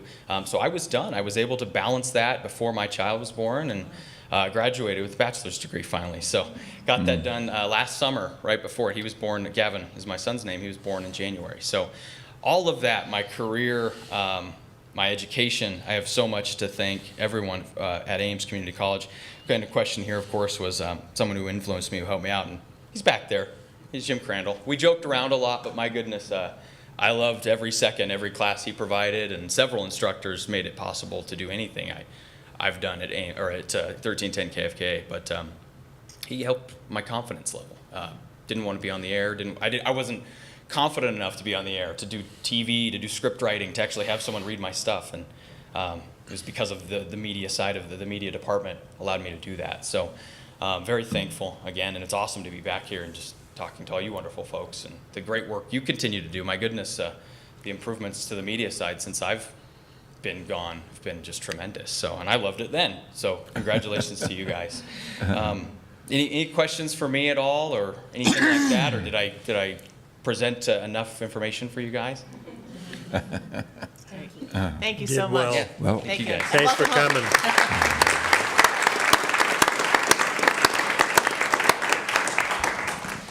Mr. Chair, that concludes the President's report. Okay, thank you, Dr. V. Now we have some information items to go through. First off is Board Priority A, which is the professional development of the board itself. And that committee is myself and Trustee Ruckel. And Trustee Ruckel, would you like to walk us through this, or at least what we talked about? Sure, you have a good summary. Thank you, Dr. B, for putting that together. We talked about a wide variety of things that we can do for ourselves, for our own professional development. One of them taking classes at Ames. We did have some concerns about how faculty might feel about that. If we're auditing, that's a little different. Second, being deliberate when we go to our annual conference in October, that we spend some time together figuring out who's going to go to what, that we go to things that are pertinent to ourselves, but also look at getting a good spread of workshops that we go to, and then after the conference, being deliberate about sharing that information, so that something that I didn't get to go to, I can still learn some of the basics of what was offered. Looking a little more seriously at what's offered by ACCT, continuing our retreats and committing to the January retreat. We've pretty much committed to doing one in June, but making a deliberate decision that yes, we're going to retreat twice a year. Looking at new program development, learning more about new programs as they come online and are being proposed, so getting those reports every 3 months. And then just having some rich board discussions about topics that may be bigger than just us, what's going on in the community college world at large. Very good, thank you. I would just point out one thing, and I think that's the possible topic of the state demographer Yes. that we talked about. And as I recall from some of our board conversations, there was lots of questions about, what's Weld County going to look like in 10 years, 15 years, or whatever. And if we have some handle on that, then we can be more prepared to address the needs of that population. And so we thought that would be a good topic for continuing education for the board for like maybe our January retreat. So that's a little more specific than the rest of the And if you the haven't heard her, comments, she is really good. She's top notch. She's entertaining. I mean, it's not just dry numbers. She does a very good presentation. If we can get her, I'd highly recommend it. Well, I think our plan is to sort of work around her schedule. Yeah, somehow. We need that would be a day retreat kind of thing. Yeah. In January. That would be good. I'm big. Okay. Any other questions, comments? I guess I have a question. Since Okay. this was the recommendations of the subcommittee, are you in agreement that you want to move forward on all of these recommendations so that we know what our next steps might be as a subcommittee group? 'Cause I'm fine with yes, I that. am. Sure. Yeah, yes, makes good sense. Okay. All right, I good. like it all. Thank you. And now, ACCT Leadership Congress, Ms. Schaefer, our crack board liaison. Thank you, Chair Peterson, trustees. Just an update, as you already know, you are all registered to attend the ACCT Leadership Congress that will be October 24th through the 27th. and that is in New York City. Your hotel reservations have all been made as well. So check-in is on October 23rd, checkout is on October 27th, and I would ask that you each make your own flight reservations for your own convenience, and then just get your itineraries to me by October 10th. So if you have any questions on that, just let me know. There is detailed information on the program on ACCT's website, which is www.acct.org, and you'll be able to see their draft programs so that as you're looking at specific conferences or workshops to your interest and as a group, you can go out there and find that draft program. Also, on Thursday, October 25th of that conference is College Pride Day, so please remember to take your AIM shirts. And I will send out additional information as it becomes available, specifically as the program becomes out of draft form and into final form. Any questions? Any questions? Everybody set? Thank you. Okay, thank you. Now, the ACCT Leadership Congress presentation update. Once again, Trustee Ruckel, you're up. And it's all about that base, if you recall. So I have the outline, an outline done of our presentation, trying to divide it up into 6 parts so that we all have something to present. And Lyle and Dr. B and I are meeting next week, I believe, to flesh it out, and we'll get it to you at that point. And we will be putting slides together so that we have visuals as well to go with it, and maybe some relatively simple handouts, things that we already have prepared in the college so that we don't have to make up anything new, but take some things along so that our audience can see and have something to take home about what we talked about and what our results anyway of our process were. And it's again talking about the process that we went through to set up our new mission, vision, and values to be the base, it's all about the base, for the new strategic plan. Okay, you got to have something catchy. First of all, to get it approved, to get the workshop approved and accepted, and then to get people to come. So you are all booked for 9 o'clock Friday morning at the conference, because that's when we are presenting. And be there or be square. it is a much better time than we've had in the past. We've had a real late afternoon time, and that's not the best time for people who've been to sessions all day to show up. So this is a much better time, and generally they have coffee all over the place for you to get on your way in. So I think we're set for that. Okay. We all look forward to that outline and our assignments. And we will have music. How's that? It's all about the bass, about that bass. No trouble. It's a few years ago, the song. Do we need top hats and canes? Yeah. It's not that kind of song, and I think we probably don't want to. We don't want to go down that road necessarily with the lyrics too heavily. Okay.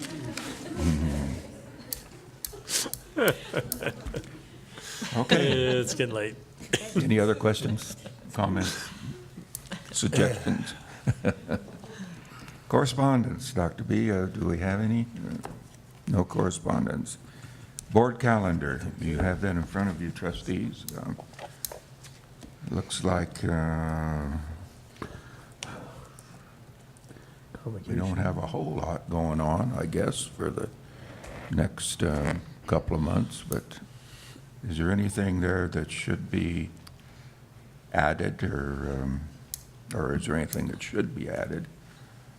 I would just emphasize the balloon launch. If you didn't come to it last year, it's just absolutely a hoot. It is so much fun, and you get to get real close and personal with the balloons as they're inflating them, and it was really cool. It's over by Cornerstone. Yeah, on the field. there. The the Chautauqua Area. everything On the green. concert field, yes, on our green. Boy, 6:30 a.m. though, holy cow. That's before breakfast. There'll be a breakfast burrito. I'll bring you a burrito. Yeah, they did have, I don't know, are we doing burritos again this year? Does anybody know? Emily is there. Emily? She's going to tell us all about it. Yes, we will have breakfast burritos, free breakfast burritos for the first 200 people that arrive. Last year we had over 400 people that came. Oh, boy, And get there this year early. We have confirmed that there will be at least 6 balloons, and we may have a couple more. So it's definitely growing. And I can bring a cooler, set aside some board of trustees. Burritos. So. Well, now the cabinet is saying, what about us? And the cabinet. It's all about the board. No cabinet. We got some leftover Rice Krispie marshmallows. Well, that makes it more interesting. There you go, Ray. Okay, anything else, members, that we? Okay, moving right along, we now have, I believe, some action items to deal with. Item 9 on your agenda. And first off is the facilities plan. Mr. Chuck Jensen will present that.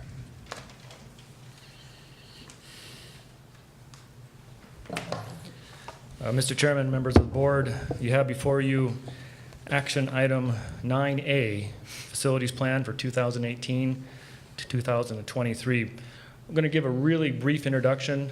We've had several work sessions on this, so I don't want to belabor a lot of information that we've gone over in the past. Since you last saw the action item, when we discussed it at the last board meeting, or at the last work session and board meeting, and subsequently that action item was tabled, we have come back with some additions to the action item. These are investments that we're contemplating for the future of Ames for the next 5 years. And the changes that we made since the last action item was we heard what the board was saying about, tell us what you need. And so we did. We sat down and went through some more ideas and some more concepts, and subsequently are coming back with an action item that's valued at $49,500,000. The two changes that were made is that we did add a campus center addition.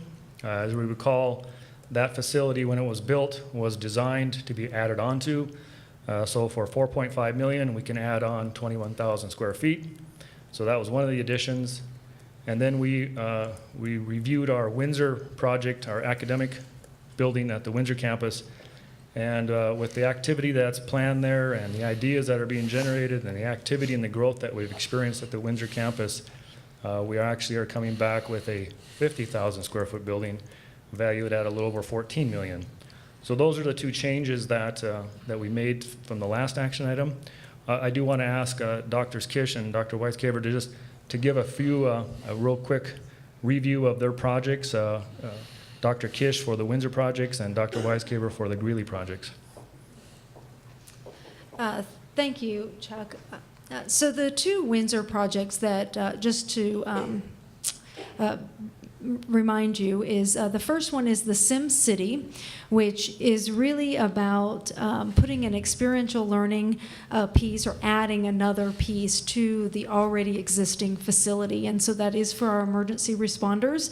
And it's if you recall, kind of an abandoned town, and it allows for our fire trucks and police and emergency medical responders as well to practice what they will do actually out in the field. And so we're very excited about that project and appreciate your support. And then the second part is about the growth at Windsor and also for moving our aviation courses out to the Windsor campus. And so with that, we do want to increase our student support services out there, as well as possible food services and tutoring and supplemental instruction. While we have some of that now, really as we expand, we do need to include more facilities for that, for the expansion and for the growth. So again, we appreciate your support for those projects, and if you have any questions, or we don't probably ask that yet, so.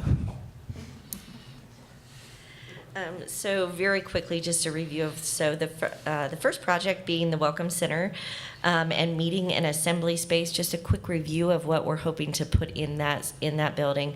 Again, this is kind of all of our front-end services, so recruiting, admissions, academic advising, financial aid, some of our various front-end programs, and what we're really hoping to be able to do is better integrate those services. I think we saw in some of the boards of our current experience for students that we have a bit of a gap there, and we certainly have the tactics and the strategic plan to really bring those together, and I think this environment could help us with that. The why, again, just a quick recap of why do we need a new Welcome Center. I think I shared with you last week, and it's the same today. It's square footage issue. We simply do not have enough square footage in the College Center to continue growing. I think last week I also shared that in terms of staff and employees, we are at capacity in terms of our ability to hire new folks and put them in their departmental areas because we simply do not have the space any longer. The second piece of that is then, of course, the Student Center remodel and addition that's coming to you. And here what we're really expecting to see is our Dean of Students area, our disability access services, safety and security, our student activities in the back who host events like Fall In, our student government, Center for Diversity and Inclusion, also looking at Artie's Pantry, career and transfer services. In this building, we'd really like to be able to increase food options for our students who have different dietary needs, restrictions, whether those are biological or fiscal. Additionally, looking at what does that mean for our learning commons space. And I think this is an important piece. Last week when the board asked us to come to bring to you not just a conservative option, but also what we felt was a realistic option that would help us grow, we started really thinking about what does that mean? What does that mean for the barriers that we now need to create support services for and create those nets? That is really where I feel this College Center remodel into a student center can truly be actualized when we talk about things like enhancing our math lab, broadening tutoring for writing. I think that's where we start to see that be able to take shape and fully move forward. And of course, with our student activities, right, we talked about the idea of revolutionizing the student experience. That additional square footage on the addition would allow us to further do that and really plan for growth. One of the things the board also asked is that we look at projections and numbers and some enrollment projections. So my secondary hero today is Jeff Adcock in our IR area, where he was able to pull some forecasting data for us when we look at students just here on the Greeley campus with the statistical analysis that he ran at about a 95% confidence level at the high end. We know that if we continue growing at the current rate that we're growing by student, by head count, remember for student affairs, that was a slip for student engagement. That's what's really important to us because whether students taking 3 credits or 12, they're still a whole person. So we know that, that we're projecting out over the next 5 years that there's a very good possibility if we continue at this growth rate that we'll see about 1,000 more students on the Greeley campus, just under about 5,000 students annually right now. As we get out to 2023, we're projecting just under 6,000. Just here on the Greeley campus. And so I think I would share that with the board as you consider how do we move forward, how long will these projects take, where does that put us in terms of our ability to serve students with a meaningful level of service, and where it intersects with our environment. Okay.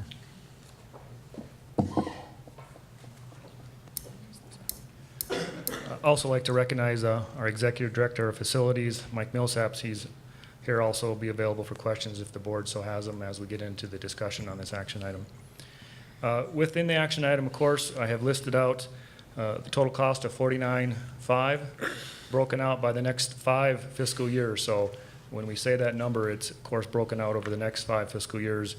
I again intend to use some of our reserve funds for that, but I also will look at any operational funds that we have on a yearly basis to commit to these projects. So it's going to be a combination of funding both from our reserve funds and from our operating budgets each fiscal year. So just always want to clarify that it is a almost a $50 million plan, but it's broken over 5 fiscal years.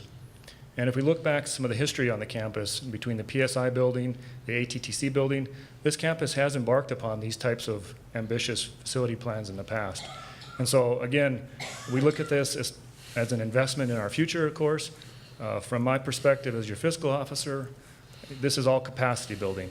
Whether there's capacity building on our Windsor campus for additional programming, additional growth in those programs, or on the Greeley campus in our student services and our services to all of our campuses. I think these projects set Ames on a course for the future that is very exciting. I think we all share that level of excitement of what these projects will mean for each of our campuses and our college as a whole. So with that, I will conclude my comments saying that from an administrative standpoint, we recommend a do pass on this, but I'm open for conversation and dialogue with the board, and all 4 of us will be available for questions as needed. So. Okay, thank you. Members, you've heard it isn't a motion per se, but the request to pass or to approve the comprehensive facilities plan. And I guess if we're doing anything like Robert's rules, we need to have a motion to move in a second, and then it'll be open for discussion and amendments, whatever. Mr. Chairman, I would move the approval of the facilities plan 2018 to 2023. Thank you, Trustee Carroll. I'll second Is there a second? Who did that? Lyle? Thank you, Lyle. I did. Okay, there is a motion and a second to move the comprehensive facilities plan. Is there discussion? Well, I have some. You want to go, Gene? All right, I can start. Go ahead, Mark. Go ahead. I think this has been my kind of bailiwick here for the last 2.5 months, and I've been kind of paying attention a little bit more because it seems the information initially on wasn't as great as I would have liked. But over the last 2.5 months, I've been given buckets, gallons, 50-gallon barrels full. I can only imagine what's next. You'll be drowned in it. I'm drowned. Oars are in the water. I'm trying to keep the handles dry. Is what I'm doing with this, with my discussion here. At the end of the last work session, okay, I was pretty much in agreement with everything that was said up until the point of adding more at that point. I understood the rationale behind it, okay? It makes sense, but to be a third off on the budget on what was proposed, and realistically, as I remember, the board brought up the issue. Is that enough? It seems like that's not enough. That worries me, that the planning side of this possibly could use a little bit more planning, which I'm okay with. Planning's good. You plan well, you execute well, in my opinion. As I looked at this, I've got questions about the sustainability of it. If this proposition passes and all of a sudden the money flow changes over the next 8 to 10 years, we know it's going to change probably in 15 years, by the way. We're hoping that this community can set up economic ventures that will replace our revenue stream and we're talking possibly $110, $120 million operating budget over the next 5 years beginning. And I think everybody's head's nodding a little bit. per year. per year. That's a lot of money. We're right now at 99, and we get $70 million from our revenue source, if my numbers are roughly correct. We get 55 from our mill levies. 55 million from the, I thought it was 70% of our revenue was, I could be off. 70% of our general operating. Yeah. General operating fund comes from there. But long to short, I'm wondering if there's a way that the board can look at this with the college. You guys, I love y'all. I mean, what you need everything, you know. I mean, and we have wants and needs. We have to balance those. I want this. This is kind of a big one. But can we balance this in such a way that the optics of it look like we're all doing this very constructively in a fiduciary manner? Okay, that we've taken our time, we've looked at things, we've done the research. This bill that's in front of us fails, hopefully. And then we have a solid revenue stream. We'll have the money to do this, but right now we have $88 million in cash on hand. We're talking about spending more than half of it over the next 5 years. Now, Chuck's going to put money in. I understand there's going to be, but I'm just looking at that dynamic. And I just think if we could set this measure up to approve this overall budget, but fund it in 3 stages, have a first stage, have a second stage, have a third stage. I'm 110% behind as long as the money's there. This gives us time to look at some serious plans. Possibly this space needs to be changed a little bit more. You know, oh, we need to come back. I don't think this board's ever refused an honest request that's fair to all concerned. So I guess my recommendation is, if the other board members would agree, would be that we figure out a way to balance the scales a little bit. I want us all to be in favor of this. Dissent's not good with these larger sums. And I understand what the college needs, and you've all given great reasons. The surprise extra 12 million, you know, that's only 12 million. It's a lot when it hits the $49 million button. And if we could announce this overwhelming support for it, and we're starting a $30 million phase, and then it elaborates into another 9.5 or another $12 million phase, by the time we're done, we might be spending $53 million. I don't know. I'm just kind of guessing. But I also know that, you know, we might only spend $41 million if we value engineer our current budgets. And that's, you know, that's the goal. That's the goal that we've always done that. And Mike's done, you know, a super job building well and correctly. And so I guess that would be my recommendation in advisement. And I really feel very firmly about that from an optic point of view being extremely important, that we always walk lightly. And the other thing is, I don't mind seeing plans that you guys can look at and take a look at and say, well, I can do this, this, and that, and make changes 8 months to 18 months in advance. I don't mind investing in drawings, having architects hired, and doing things so we have plenty of proper time planning, that possibly before construction, these drawings have been in front of you for 12 months. And the studies, and I don't know how you do that, Mike, you might already do that, but that's might how it works. But I would be all in favor of supporting any type of investment in that respect, so we have the best of information to make a $50 million decision turn into a 60, but that we only paid 45 for. If that makes sense. To me, it does. But okay. Fellow trustees, that's where my head's at with this. That's where I pretty much wrap my brain around it. And I'll let go after this. Well, I appreciate where you're coming from, Trustee Hout. It seems to me like we've kind of got a plan for doing this in stages if we're going to do this out over 5 years. I can't imagine that we're going to start every one of these projects all at once and do a little bit of each of them over. I think we'll probably do one and then do the other, and so I think it's probably broken out. I think the budget was probably pretty close. I think the reason the increase in the budget was because at the last work session, We're talking about, first of all, I felt like staff was trying to be pretty conservative, and that was a lot of money to ask for, and we had expressed that. You had expressed that a couple of times, and I think we had all thought that at one time or another. I think what we suggested to them was construction costs are going to go up, everything is going to go up, and have you looked at expanding enough? And possibly if there's more you could do, maybe this is the time to plan for that. That was my understanding of the discussion. So it was it was at our suggestion that they planned for more building to build more out, and that's where the increase in from the 33 to the 49 came from, was at our suggestion.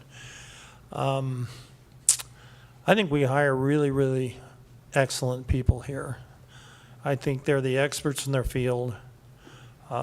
We've seen what they've done with this campus, what Mike and everybody here on this team has done over the past several years, building this campus out. They've done it very responsibly, and both from a practical standpoint as well as a fiscal standpoint. And I think we've asked them to do a job, and I personally think that I would like to put my faith in what they've done, my confidence in what they've done, what they've planned, what Chuck says we can pay for, and what is going to be fiscally responsible, and kind of let them do their job. That would be my suggestion. Further discussion? Gene? Yeah. I too like the concepts that were presented. I think the reasons behind each one of these components to the overall project make some sense, but I do have some questions that have to do, a part of it has to do with my lack of experience in working with our team. It sounds to me like what we're being asked to approve today, the $49,500,000, is this the last time we get to look at that? And if we approve it today, you're off with this plan between 2019 and 2023, or will we be able to look at each one of these projects just to assure, and in my experience, I like to know, how does the cost that we have identified here compare with the average cost per square foot for different kinds of buildings? And coming from healthcare, when we go to build something, we have national data on what does it cost for, say, a surgery suite or the patient room per square foot and so forth, so that we know the total cost that's projected is reasonable. And when asked about it in the community, we can say, yes, these costs are reasonable and competitive with what everybody else is paying for the same kind of a facility. And I'm assuming you've done that, but I don't know for sure. And in approving it today as requested, I don't know that I'm going to have another chance to ask that question, so that when I am asked that question out in the community, because we all need to remember, these are community dollars, they aren't our dollars. So we need to be able to respond and explain to them that they got good value for their dollars. Because yes, as Mark already said, we're spending a major proportion of our, or percentage of our reserves here. But also, I know from previous experience that buildings are a great opportunity to go out and raise funds from the community. Now, I know it's hard to go out and raise funds when they look at our reserves and say, why do you need more money from us? You've already got money in the bank. But we don't necessarily need to go out and raise $49 million, I think we can take money from our reserves and still use it to go out and raise funds from donations from the community for two reasons. It not only allows us to preserve some of our reserves, but also it generates engagement from the community when they know they've contributed to that building over there and they can see what they got for their contribution. There's a building there and their children, their grandchildren have gone to school in that building. It just keeps the community engaged. If we just go out and do this on our own, spend our money and say, well, you know, it's our money, and yes, we're building a beautiful campus here. When I look back from when I arrived in this community and what this campus looked like compared to what it looks like today, it's very impressive what has happened. But let's not give up the opportunity to go out and keep the community engaged and informed on what we want to do. So I would ask, have we looked at using these buildings as a fundraising opportunity for us and as an opportunity to just continue to build the engagement of this community and this region behind what we're attempting to do here? I agree with what we're attempting to do, but I want to know that we've negotiated hard, and we've got good value for the investment. And personally, I haven't received all the information I would like to have before approving a $49 million project.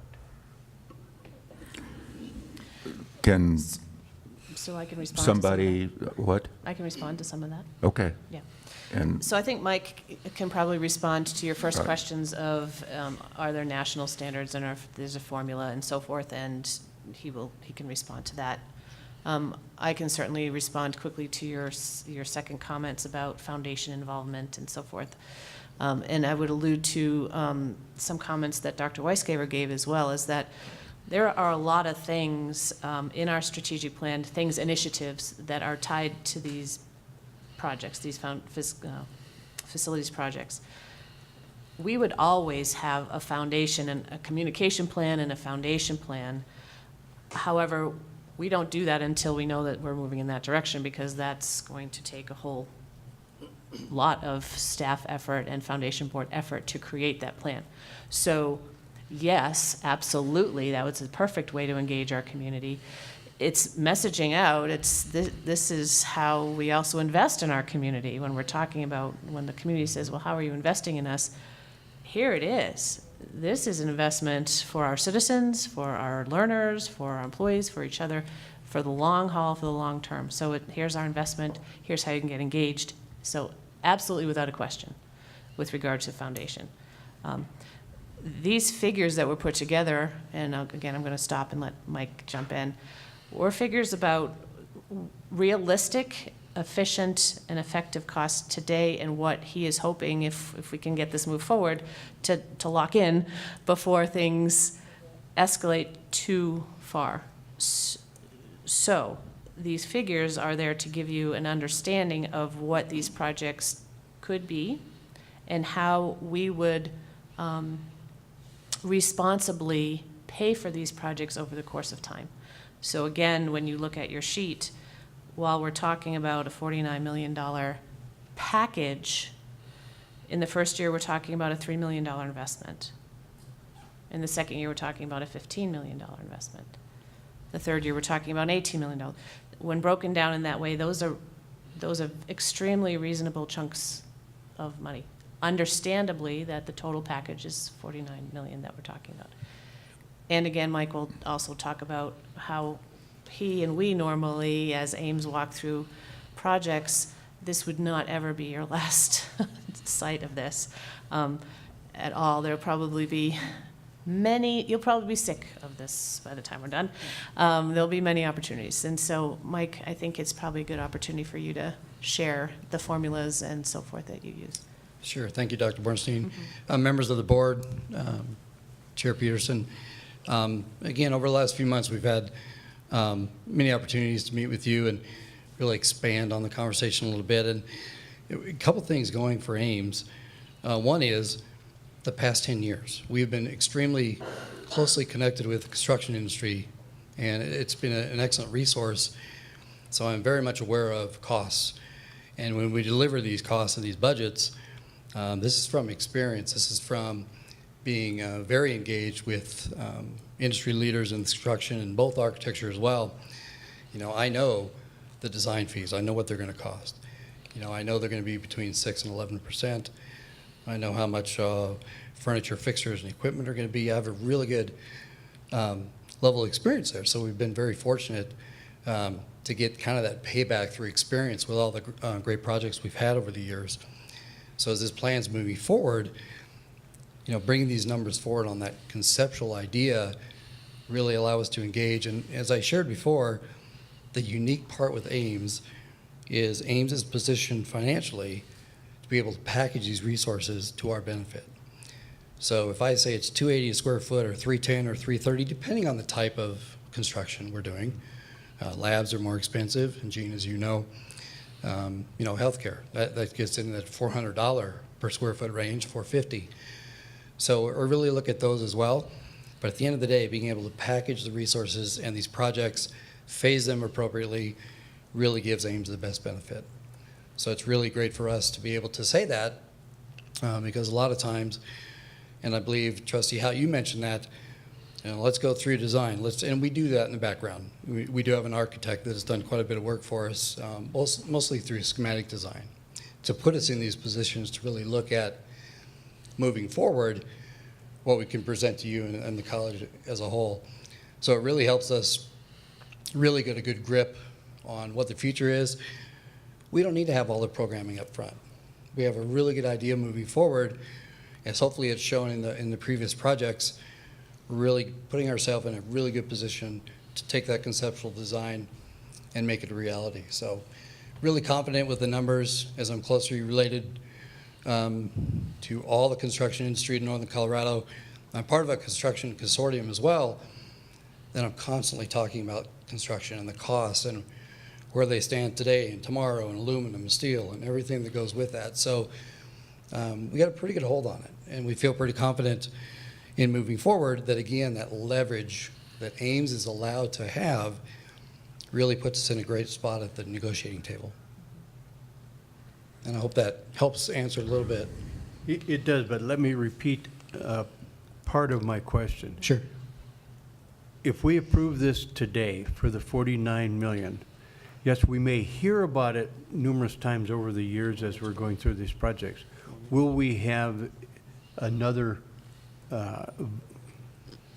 review of the budget to say, well, no, I like the first three components here, but the last component doesn't seem to give us the value.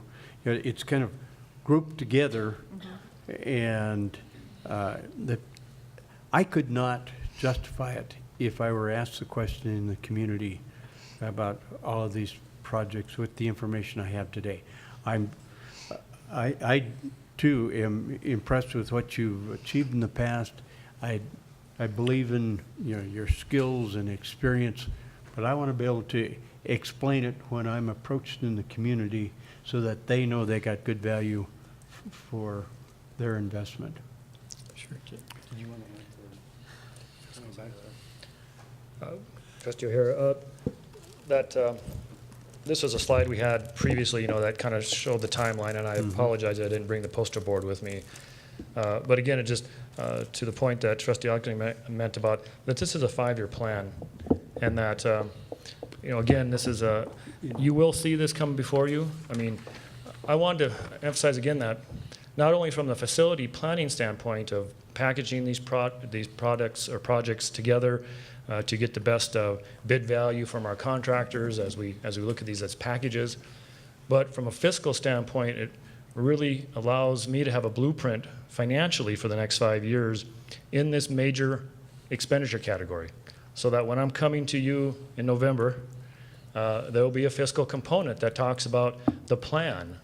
And so as a board, you have the budget information in front of you of here's what the budget looks like, here's our revenue projections, and here's the major projects that we're anticipating to build this next year. So, I mean, again, as a board, I feel that you have the opportunity at that budget conversation each year to ask those questions of, okay, it's a year now, what's changed financially? I mean, as Trustee Hout has said, you know, when we looked at, I guess now it's Proposition 112 now. Yeah, It has a right, number. yeah. It now has a number. Initiative 112. yeah. It has a As of number today. now. It took me a while to connect those two things. I just said, okay. Proposition 112. I guess we'll learn to know that number very well. Yes, that will change the dynamics potentially going forward. So we'll have that opportunity to evaluate that. And again, with the timeline that we've laid out, we're not starting these projects tomorrow. I mean, if you make this approval today, we're not signing contracts for $49,500,000 tomorrow. At least I don't think you are, Mike. No. Microwave. I don't mean to make light of that, but there will be time. There will be time as we present each financial picture for each of the next 5 years. And that's, I had kind of hit upon that in one of our work sessions about, again, from the facility standpoint, it really allows Mike to plan out his next 5 years with his projects. But it also allows me in the budget office to really look and go, okay, here's the next component, and then present that in the context of our annual budget each year. Hopefully that adds a little bit of clarity to that of the opportunity that the board will get to have dialogue on this as we go forward with this plan. But it gives us a roadmap that we can continue to come back to the board with. And I do appreciate the benefits of having that longer range financial plan to consider. Remember, in the planning of this, we still have to approve the budget every year. So they can't go start buying a bunch of stuff and start building and everything else, not knowing whether we're going to approve the budget at the end of the year. So they're restricted, and you know, government is designed that way. I know on long-term projects I had when I was mayor, we had to be very, very careful in how we plan stuff out, because staff always knew, the people who planned this stuff, they always knew that come the end of the year, if that budget doesn't get approved, a lot of things change, and they change very drastically. So, you know, those are the opportunities where we take to review these projects and rethink them and everything else. And if, being fair, if the budget dictates that we change, then we have a fiduciary responsibility to make those changes. Go ahead. Well, let's, Dr. B, you wanted to make a comment. I was in just going answer to, to Jean's questions, yeah, in okay. response to Jean's question, there's a couple layers here, and that might be making it more complex. In order for us to plan, not only from a facilities standpoint, which I know Chuck has mentioned, as has Mike, and in order to plan for, I would say, probably 8 very significant initiatives in our strategic plan that are large, we need to understand if you are supportive of these 4 capital projects in the next 5 years, because they are directly tied. They're interrelated. As Dr. Weisgaver said, when she says there's no room, that's not an exaggeration. And when we talked about expanding advising, and she has had a 3-year advising plan, this year you have budgeted to increase advisors. Next year our plan would be to bring forward a budget that allows her to increase advisors. 2 years from now, it'll be a third. There is no place to put an advisor. Even if we had the money, there is no place. So while we're talking about needs and wants, these are not wants. These are needs. So we're not coming to you with a pie in the sky. We're coming to you with a lot of research that has been done to support these. So that's the first line, is that there are many other initiatives that we cannot move forward on unless we know, and it is your prerogative, but unless we know that these are either moving forward or they're not, as your prerogative. So that's layer 1. Layer 2 is then we have 4 projects that we're looking at here, and they do need to go in a certain order. and that's why they were proposed in a certain order. Welcome Center would need to come first. College Center would need to come second, close, rapid succession. And that's sort of bundled as one project, regardless of whether or not we go for that additional square footage that we talked about last week. Then there's a third project, which is the classroom facility in Windsor, and then the Sim City in Windsor. So those would be the timelines over the course of the next 5 years, and they are scattered out. So I know I'm repeating things that we've already talked about, but the bottom line really here is we need to know if you're supportive of these concepts, facilities soon, and we would like you to take action on that so that we know that we can move forward with guided pathways, that we can move forward with advancing and expanding our tutoring services, that we can add more advisors, that we can actually have a diversity and inclusion center. These are tied directly to these facilities because we don't have them. So that's where this bottom line is. I guess my question back at some point, whether it's now or later in the conversation, to Trustee O'Hara is, I think we need to understand what information you don't have, that you haven't received, that would make you feel more comfortable. Because each work session we have had, we've collected your questions and brought back more information. So I would be right now at a loss to try to presume what you would need. So we need to understand that. Well, and a part of it was just asking the question, do we know per square foot in the kind of square footage we're building that this is a competitive price Yes. in northern Colorado? And I heard that Yes. comment. Yes. I just didn't know Yeah, if yeah, we had sure. looked at that, or Oh, yeah. yeah, I assumed that we did. Yeah. But I didn't see, okay, this is a northern Colorado comparative price or whatever. And I know you do good work. And we can get you that information if that's what you want. If you want to actually see all that, Sure. You'll have pages and pages of that if you want. I think a question that I have is on the Windsor new classroom building, where this proposal doubles the size of, more than doubles the cost, and I assume then doubles the size of what the original presentation, the original proposal was. And what is causing that doubling? If it is adding more student services, then I'm concerned that it wasn't in the original proposal, because I think it should have been. Do you see where I'm coming from on this? I do. Okay. I don't know if you want to talk to the original piece. I think, from my perspective, when those initial projects were proposed, we knew certain things, had ideas of what that would entail for the Windsor campus. After discussion, after the last work session, it really opened up my mind of saying, well, that's a good concept of we're kind of building for now. What does the Windsor campus look like in 2 to 3, 4, 5 years from now? So I think there was a little bit of a quick evolution there from that conversation of where we started with that project. Lots of dialogue with Deb and her folks and Mike and his folks and the president about, what are we visioning for Windsor? And there are so many exciting things that are, continuing to evolve there on almost a daily basis. And so that's the explanation I have at this point, is that in the course of the several months that we've been talking about this, our concept of Windsor has evolved. And, Deb can speak to the, some of the particulars of what that evolution has meant. Okay, and before you do that, let me qualify a little bit.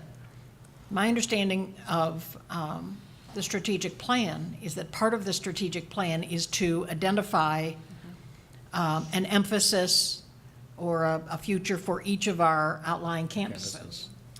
If that, and to me, it's a chicken and egg as I'm sitting here thinking about it. Okay, which do we need to know first? Do we need to know what the vision is, the ultimate vision is for Windsor, and if that's already done, we haven't seen it yet as a board, but you want to build for something that we haven't seen yet, and that's, you know, do we build first? You know, if we build it, they will come. Is it that kind of philosophy, or are we making assumptions about what's going to happen there without having gone through the strategic planning process that has been outlined? So to that point, the focus with that strategic initiative has been to really look at Loveland and Fort Lupton, because they don't really have, Fort Lupton certainly has ag and has, I know you don't like to hear this, but oil and gas as a foundation. Loveland is sort of floundering. Windsor, and Deb can best actually speak to this because it was even before, it was years back, had a vision that I think went through the board at that time, and we've been moving forward with that vision with regard to PSI and transportation.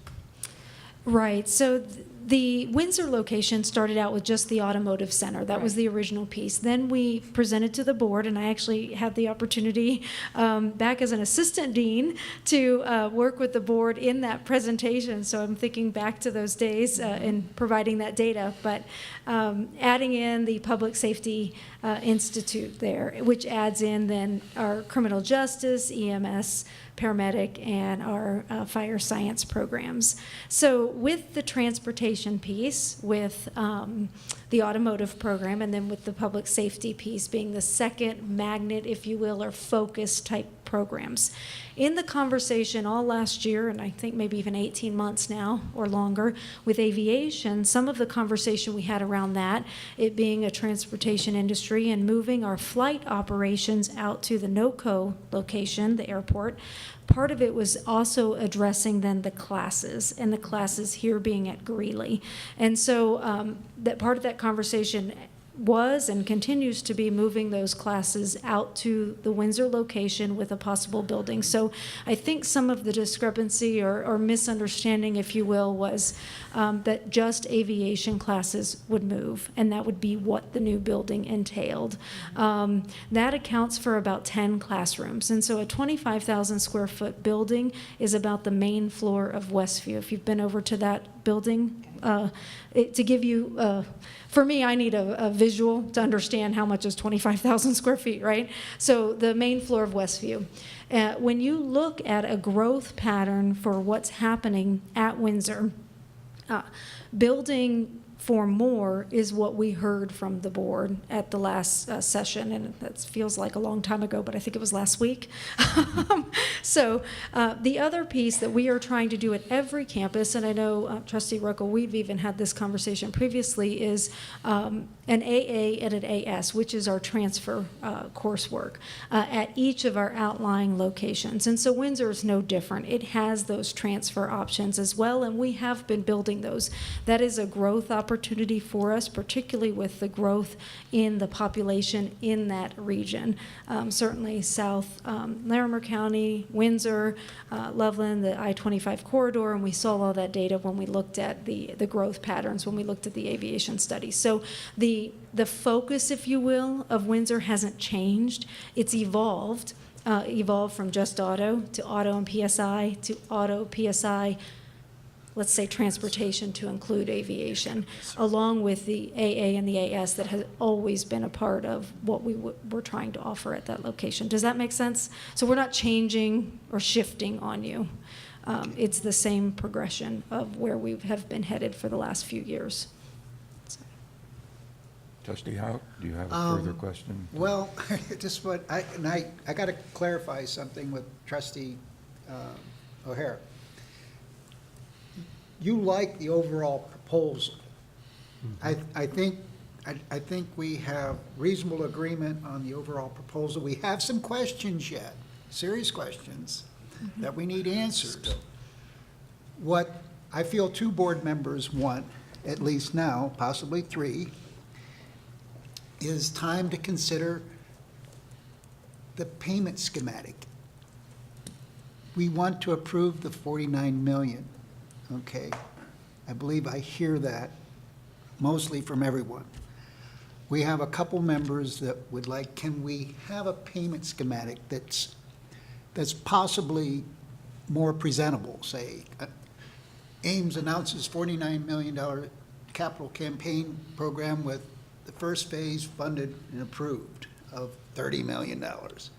And phase 2 funded for another 10, and another phase funded later. It gives us time to get to the end of November. You might have the other. I don't know. But that's all that I'm looking for in this. I feel very confident that all of your needs are realistic. We don't know where our demographics are going to be, but we know they're like this. We know that high school is going like that, which is nice because that's cheap education because we don't have to pay for the housing of those students. I just say we have a payment schematic, and I don't know how you feel, Gene, okay? And I don't know, I didn't ask Carol, but I kind of sense we're all kind of on the same page with it, and I could be wrong, I didn't ask Ray directly. Can we change the payment schematic a little bit? All we're saying, can we approve 2 other approvals? That's it. And then we can bring in the new electrical and the other stuff coming on board and move this along. I just feel we can talk all day about this, but that's what my request is. So it sounds like you might need to make a new motion? Yeah, I don't know if. Amend them. Can I amend this motion? That's where I was going next, because I'm not very much at Roberts. That's why I was going to ask Carol next. How do I do this? I would like to amend it that we approve it, and again, if I'm doing this premature, I can stop, but I already started it. Go ahead, you're doing fine. That we go ahead and approve the structural plan as it's in front of us and prescribed, and we agree to fund the first 2 phases until you figure out what the build-out addition is going to be, and we can do that in December, because you'll have the go-ahead button pretty much on everything, and we get to choose that. If November shows some dark light on us, then everybody's going to put their heads together for a little while and say what's really needed, instead of what we want too. So that's a protracted statement. Do I have to get to I have to improve my litany here. No, you're doing fine. That's okay. I think everybody sort of has the idea. That is how I'd like to you're- have it amended, that we have the opportunity to go ahead and approve the 49.5 today, approve the first 2 years, Trustee Mark, I have to whatever it is, the 25 million and the 3.3 million, with the caveat that you need another 8 for the add-on. We're good? That's 8, that's 3, that's 28, that's 36 million. That's where we were in the beginning. And then we worry about the rest later. But I think it should be done in three elements of 30 million, 10 and 10. That's 50. But Trustee, how does that differ from what we would do annually when we approve the budget? When it goes into the paper, it's going to say this: we approve the overall concept, and based on the economics, we want to go ahead with the first 30 million of that. And then we get to decide the next 10 and 10, which is, we can shuffle those numbers however we need to. But basically, it's got a better presentation format. It's defendable, because these are the critical needs initially, right? Am I correct? The Welcome Center and College Center are critical needs. Must have this coming year and next. Okay, we still have another year for the others, and Chuck's got time to balance a checkbook on a continual basis. Mike's got time to say, I squeezed this contractor for another 50, 50 square feet. And it's just, let's break it out in some payments. It's easier to sell. I have 100, how many people are in Weld County? All overall. How many hundreds? Just over 100,000. 300? Oh, in Well, Weld it's County? Weld County, It's over 200,000. about 250,000. 250,000. We run into people all the time. How did you justify that? Well, I justify that because we really need this because of SACE, because of these things that we have in front of us. And that's an easy sell for me. I'm just, can we do this gently leading on? I think a problem Trustee with doing it that Lau. way is this is a comprehensive plan. All of these other programs depend on whether this thing is approved or not. So if we just move forward with parts of it or just fund parts of it, then we don't know whether we can move forward with the rest of it or not. And in effect, I mean, we can announce that we approved a $49 million 5-year plan to be approved annually in the budgets. I mean, we're going to do that anyway. We're breaking it out into 5, and we don't even have to announce that, but we could. You know, each year we have to approve the budget, and we have to announce that. So, but I don't know how you Well- say we're only going to fund 30 million of it when they can't. What part of that comprehensive plan don't they move forward with, don't they plan on in case we don't go approve the rest of it? We can have a lot of reasons for that. We want to be efficient with the money. Yeah, but can they do it? Pardon? Can they do it? Can When are they going to plan? start on phase 2 and 3? When would you technically start on that? Well, there's a list there. I know that it's has there, been, it's there, but it's like, we're talking a year and a half from now, 2 years. Point of order. Yes, There has not been a second to this that's amendment. correct. He's still explaining his amendment. I don't think I he He actually. needs a second, I think we Well- need a second before we're discussing it. Okay, you're right. Is there a second? Second. Okay, now we can officially, thank you, Carol, discuss the amendment to the original Thank you, motion. Carol. I agree with Lyle. I'm concerned about piecemealing this. I especially don't want to approve only part of the student center project. And if you cut it at 30 million, that excludes half of the renovation. If you look at the numbers here, the addition to the college center is incredibly dirt cheap in terms of square footage, almost doubling the size of that facility for $4.5 million. We've never built anything for that. And if we came back, if we just did the renovation and then came back in a couple of years to do the addition, we'd be looking at 10 to 14 million probably for that amount of square footage. So I can't support dividing that. I had questions about the Windsor classroom. They've been answered. I'm comfortable with that. The Sim City, for heaven's sakes, we were supposed to do that when we built the PSI years ago, and they've been waiting and waiting and waiting, and frankly, I'm not real happy that that's the last thing time-wise on this list. I mean, I think we could almost squeeze that into a small capital project and just go ahead and do that. If it's important for the quality of the program, I don't like pushing that to 2023 for a completion. That would be my argument. But I think the people who put this together, I mean, I'm with Lyle on this. I think they have a plan, they have some ideas, and certainly we have the option as a board, if going down the road, something doesn't sit well with us, to say, hold the phone. But I think they need, as a comprehensive plan, I think they need our go-ahead to go with it. And I think in terms of you're looking at, and I understand your concern about saying to the public, yes, we've just authorized spending $49.5 million, but I think included in that is the explanation of what the timing is on this, and that we have the money in the bank. Everything we've built in the last 6.5 years that I've been on the board, we've paid cash, and that's what we're going to continue to do. And I think that's our real selling point, is that we have the money to do this, and we're investing in our infrastructure for this community while we have the money to do it, and because we have the money to do it.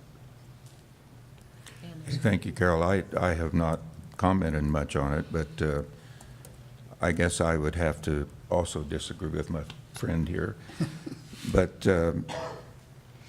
I guess I'm really having a tough time of understanding why we need to piece it out differently when it is pieced out. I mean, they're showing us what the possible needs are for the next 5 years. And by gollies, we get to put our name on that budget. And if we don't like it, we can change it and send you guys back to the drawing boards if that's what's needed. But we still have the final say on this. I guess it's more than just a concept, but that's sort of what we're doing. We're saying, okay, yes, let's go with this plan, and annually, according to the budget, we will approve it. So, further discussion. I have one other question. If we go ahead with the approval of the 49.5 million, because we have the money, we can do this now, when do we identify what the target would be for fundraising? So that if it does hit the local paper, we've approved this based on the money we have in the bank. It seems to me like we've lost some opportunity to say, we're approving it with the goal of raising, I don't know, 10 million in the community to support it, or what is the proposal? How would you propose to try and do that? And I'm not just talking about because it saves us 10 million. I want to go back to the idea that it engages our community and our campus development. Right. I don't, somebody, Lyle and then. I was just going to Okay. throw out, isn't that part of operations? Isn't Well, that what you that's what do? Isn't that part of your project, is to get out and get with the people at the foundation? I mean, I've seen them do it year after year after year, being around here, and I see things in the paper, and I saw Laura out promoting almost like she did the 50th year celebration. The things, big capital projects that Ames is doing. They have signs out. They do promote it publicly. The foundation goes out and helps raise money. They're charged with that. So I think that's part of operations, and I don't think the board gets involved in it. We need to know about it, so when people ask us, how are you paying for this? We tell them, well, the foundation's working on it, and we're doing this raising, and we're doing this, and marketing, we're marketing it with these signs and articles in the paper and everything else. We need to be aware of that, and that's part of what all these reports to us are all about, to inform us about what's going on and how we're proceeding. That's my perception of it. Am I wrong? And with every building project we've had that we've paid cash for, we have had naming opportunities, and the foundation has worked very hard on those. And if you look at Weldon, for example, in Fort Lupton, it has a corporate name on it. Did we need that money to pay for the building? No. But did the company want to make that contribution to the college? Yes. And that's the way those have been done. If you just walk through the perk and look at the plaques, the name plaques that are on rooms over there, that is what the foundation does. And that is what we will continue to do. That's just, as Lyle said, that's just part of their operation, just part of what they do. look at the name on our boardroom. Yeah. Dr. B. I actually was going to say what was already said, but Okay. as soon as we know what the board's pleasure is with regard to these 4 capital projects, then we start the gears going. What is the plan? What is the thought? Because really then that goes, as you well know, to the foundation board, and they create a plan on what they would like to do, and the naming opportunities are prime. We've got the fabulous investments in our community. How do you want to be engaged? How do you want to be involved? Which room do you want to name? This room has X dollars, but that also comes after the programming is done, and once we actually have floor plans and schematics and those kinds of things, so that people can choose their space and how much the space costs versus that space. So again, it's very much the same as what you do with the hospital. Further discussion. The motion is to amend the original motion to stagger, I guess, the commitment to the plan by various means. All in favor indicate by saying aye. Right. All opposed? No. No. No. That motion is defeated. And I, Abstain? Oh, I'm sorry. well, I'm still,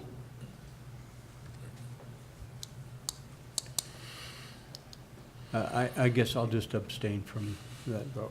Okay, thank you. Okay, that motion, the amendment has been defeated. So now on to the original motion, which I believe Trustee Ruckel made. To approve the facilities plan 2018 to 2023 And as presented. seconded by Trustee O'Hara. Is there? No, Lyle. Oh, Lyle, is the I'm second, I sorry, believe. that's right. Is there further discussion? Hearing none. All in favor indicate by saying aye. Aye. Aye. Aye. Aye. Opposed, no. That motion carries unanimously. Thank you, very much Board. for all your conversation. It was a good discussion, and I would say that I suspect that staff heard a lot of the comments made about maybe corporate sponsorships and various things like that, and We got to get out there and and sell it. keeping us Earned our paycheck today. keeping us informed on what's going on and progress and so on. So Well, I'm get after it. I can speak for the staff and say that we are absolutely committed to doing that. That's certainly our practice, and the notes that I've taken for further information is comparative square footage data cost analysis, just for your information. Chair Peterson, as you mentioned, progress reports, which I know Chuck and Mike will be bringing anyway as each project moves forward, naming opportunities as the foundation crafts their plan, the communication plan, certainly from our communications department, on how we message this out to the community over time, and how we help the community understand how they can get engaged, and how the board and the college are investing in our communities in these ways. So all of these wheels will start turning, and you will be getting this information as we move forward as well. And I know Laura's gone, but if somebody could put together some talking points so that we all have quickly some basic Who's in charge of the basic press things to, release? Yep, we absolutely can. Mary's, I can see taking notes back there, and we will do that. So talking points, and we'll be moving forward with our communication plans. Okay. Dr. Cash, you over there. You're in the barrel again, she's it looks gone. like. I am going to miss this so much. I do encourage the foundation to hit me up, though, later. Now I know why she's leaving. Too much pressure. Too much pressure. No, this is fantastic, and thank you for the previous action item, and I'm here now to talk to you about the trades program, which we heard information at the work session on the feasibility study for the trades program. I do have one amendment to the summary of the issue, just to be clear, and I'll read it for you, and it's the word "by" should be changed to "to." Weld County is expected to grow to 500,000 people over the next 13 to 18 years. With the increase in population, there will be a growing demand of skilled trades personnel. Construction is the second highest employment sector for Weld County and nearly 10,000 employees. The projected growth for the construction industry in Colorado between 2018 and 2028 is 17% compared to the national growth of 10%. Based on this growing industry and demand for skilled workers, Ames Community College recommends establishing an electrician program pathway, which will include an electrician certificate. This will complement the construction management degree, creating a guided pathway from high school to post-secondary education. There is a fiscal impact. The annual operating costs of $97,000, annual average after 2020 of $132,000, and the build-out costs for the third floor of the ATTC building which was estimated at $1.5 million and was already included in the operating budgets that you all have already approved. So with that, I ask for the board's support and approval of the electrician's certificate. Is there a motion to approve the electrician's So certificate? moved. Thank you. Imagine that. I second it. Thank you. Thank you, Lyle. Discussion. Yay. Now you're trying to get out of Yes. here, aren't you? I can tell. Let's move along. This is 1, 2, 3. Okay. Hearing none, all in favor of the motion of starting the new electrician certificate indicate by saying aye. Aye. Aye. Opposed, no. That motion is carried. Okay. Thank you, That was board. pretty easy. That was a little shorter. Thank you. Should have turned him into a consent agenda. Okay, next we have, which I think this we're won't gonna take very table that. long. Aren't we? Where are we? Yeah. Hearing officer. Hearing officers. Hearing officers, and this is sort of a, you know, what, a reoccurring thing that we just have to go through every year, and I believe these are folks that we've had before, and we're continuing. So I guess a motion is in order to. I move to approve. Second? Thank you. Is there discussion? Hearing none, all in favor indicate by saying aye. Aye. Opposed, no. That motion is carried. Whoa, believe it or not. Next one is the a board resolution concerning Amendment 97, which has now been changed to Proposition 112. 112. 112. Yeah. So I guess we need to officially make that, I guess that would be an amendment that we could have made to the agenda if we'd have We known can do that. that if we amend what we're going to do. Mr. Chairman, I Yeah. move to table action on the resolution to oppose Initiative 112 with instructions to the president to draft a resolution for us, taking into account the discussion that we had in the work session. That's fair. I have some Is there a notes sec- that I would read. I second that. Oh, Good. okay, is there discussion? I was just going to Senator say, I Bee. have some of the notes from the work session. Do you want me to repeat them, or are we all clear? Yeah, Does I anybody think want to have a, Would it be helpful to the Rehash or- audience if Sure. you read them? In the work session, we talked about, while we have a draft resolution here, there were about 8 to 10 points. Instead of making it long, make it very short.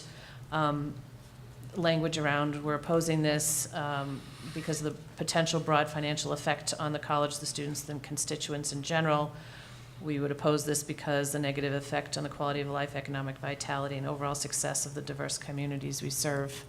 And then keeping a couple of the whereases that are particularly pertain to job development and workforce growth, and then keep it short and sweet.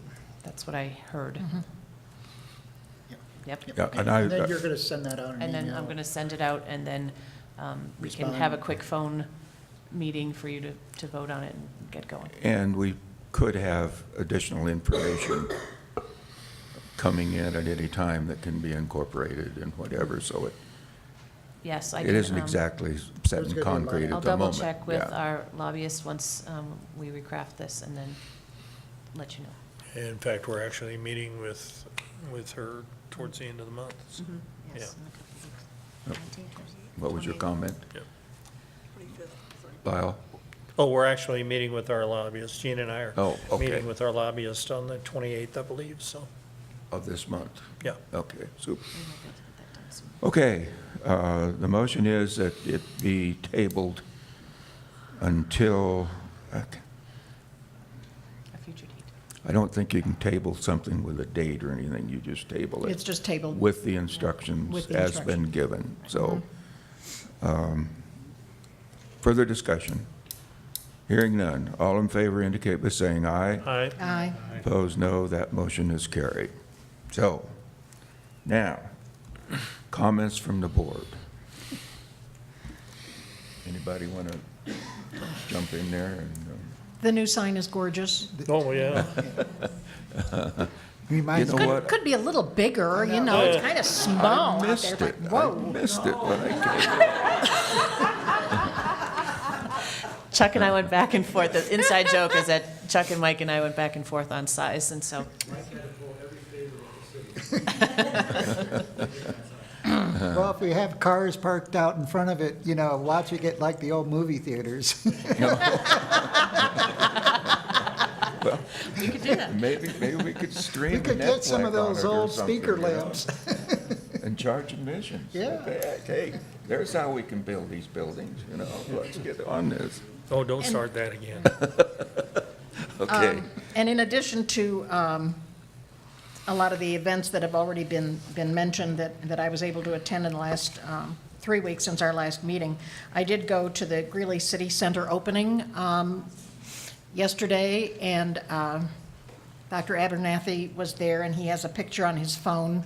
I did not take one, if any of you would like to see it, of the city council chambers, which are a little different from our beautiful theater.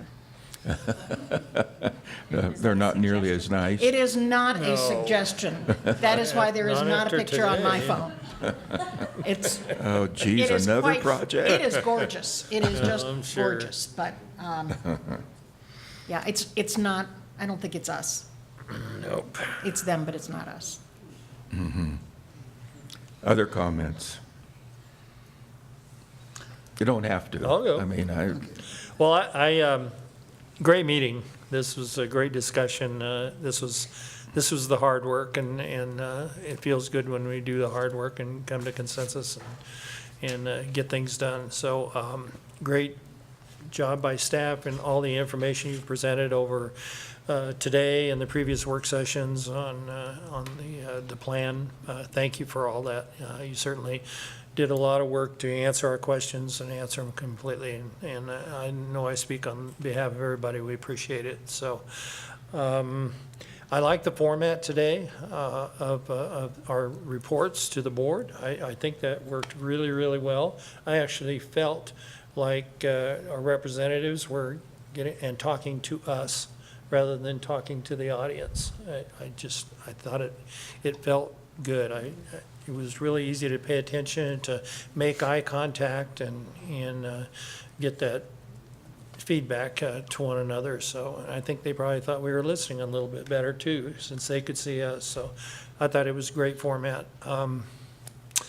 Dr. Deb, we're going to miss you. I remember when when I was on the advisory board for EMS, and you came to that first meeting, and I met you, and to see where you come from and to see where you've gone in that shorter time is just absolutely amazing. And the things you've done for this college are incredible. And just know that we sincerely appreciate it, and you will be missed, and you'll be back. But I don't know. I don't know. so great meeting. Thank you, everybody. Thank you for all you do. anybody else? Mark, you have anything? Yeah, I got it. I talked all day, so I might as well finish it off. I wanted to thank everybody Keep for their going. patience, listening to what my concerns are. Mary, it's only 9.9 million per year that's all paid for. Only. Yeah. Make sure you got only in the news write-up, because that's critical. It's the optics. What are they spending? Well, we're only spending 9.9 million a year, but it's 49 million. Okay. Thank you all for your patience. Again, back to Deb. We're going to miss you. Your Yeah. skill sets are overwhelming, and just always appreciate it. And we wish you great success. Probably catch you down in Phoenix sometime. I think I have your cell phone number. I'll catch it and I'll buy you lunch. But we see our grandkids down there in Phoenix, so that'll be fun. But you've been a true asset, and will be missed for a while. I'm sure. Hopefully, we have our cell phone if we have a question. Yeah. Yes, speed dial. $50 a call, though. Make it worth your while. Now she's a consultant, right? Thank you. Oh, I like this presentation. I'm not so sold on this feng shui here. I think Yeah, this I don't is like kinda- this either. I feel like you guys all looking at making faces. No, I might, you might We'll try revisit. something else. I would just also comment a lot of what Lyle has said, and Mark as well, but, you know, I'm always just really proud to be on this board and be a part of this institution, because I think it is absolutely wonderful. And a lot of the reason that it's wonderful is because of the staff.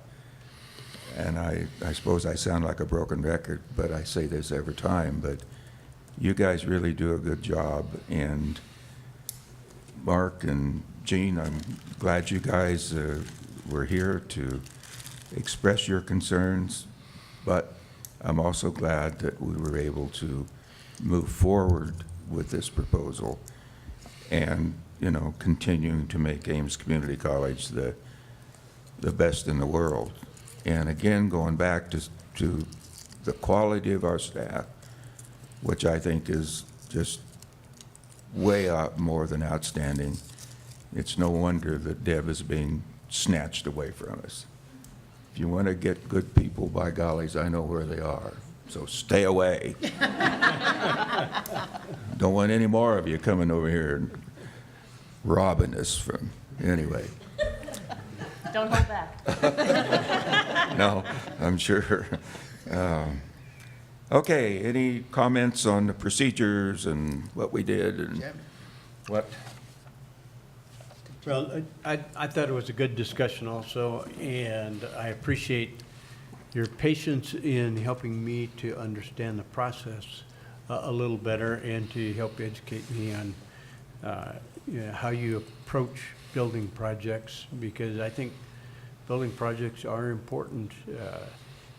And yes, they're important for developing our campus and our programs, but they're important to this community as they see us growing, and we want them to feel like they're a part of it. And that's why I think it's important that we take the time to make sure we're educating the community on what we're doing and how we're making our decisions. And Mark's correct. How it comes out in that first news release is going to be how people remember it. If it's 49.5 million, let's make sure the details are there so that they understand it. Anybody want to comment? Well, I agree. I think we had a heck of a good meeting, and I think there's one of the questions that's on this that said, did we receive enough information? Well, I think Mark said he was drowning in information or something like I that. probably spent about $50,000 worth of college time. So anyway, and I think that's been a mark of our staff, of really keeping us up to speed and what's going on and planning and so on. So with that, you're all going to like this. But given what is allowed by Colorado statutes, I would move that we go into a quick executive session with the issue of personnel. Is there a second? Sure, I'll second it. Okay. Somebody has to. Is all in favor indicate by saying aye. Aye. Opposed, no. That motion is carried. Do you want to adjourn the meeting? Yes, so we will adjourn this portion of the meeting. We won't come back. Oh. We could come back shortly, but I don't think there will be any need to. I don't think there's anything to be discussed that we would need to come in and talk about in the regular meeting. So, for all practical purposes, we are adjourned for the meeting.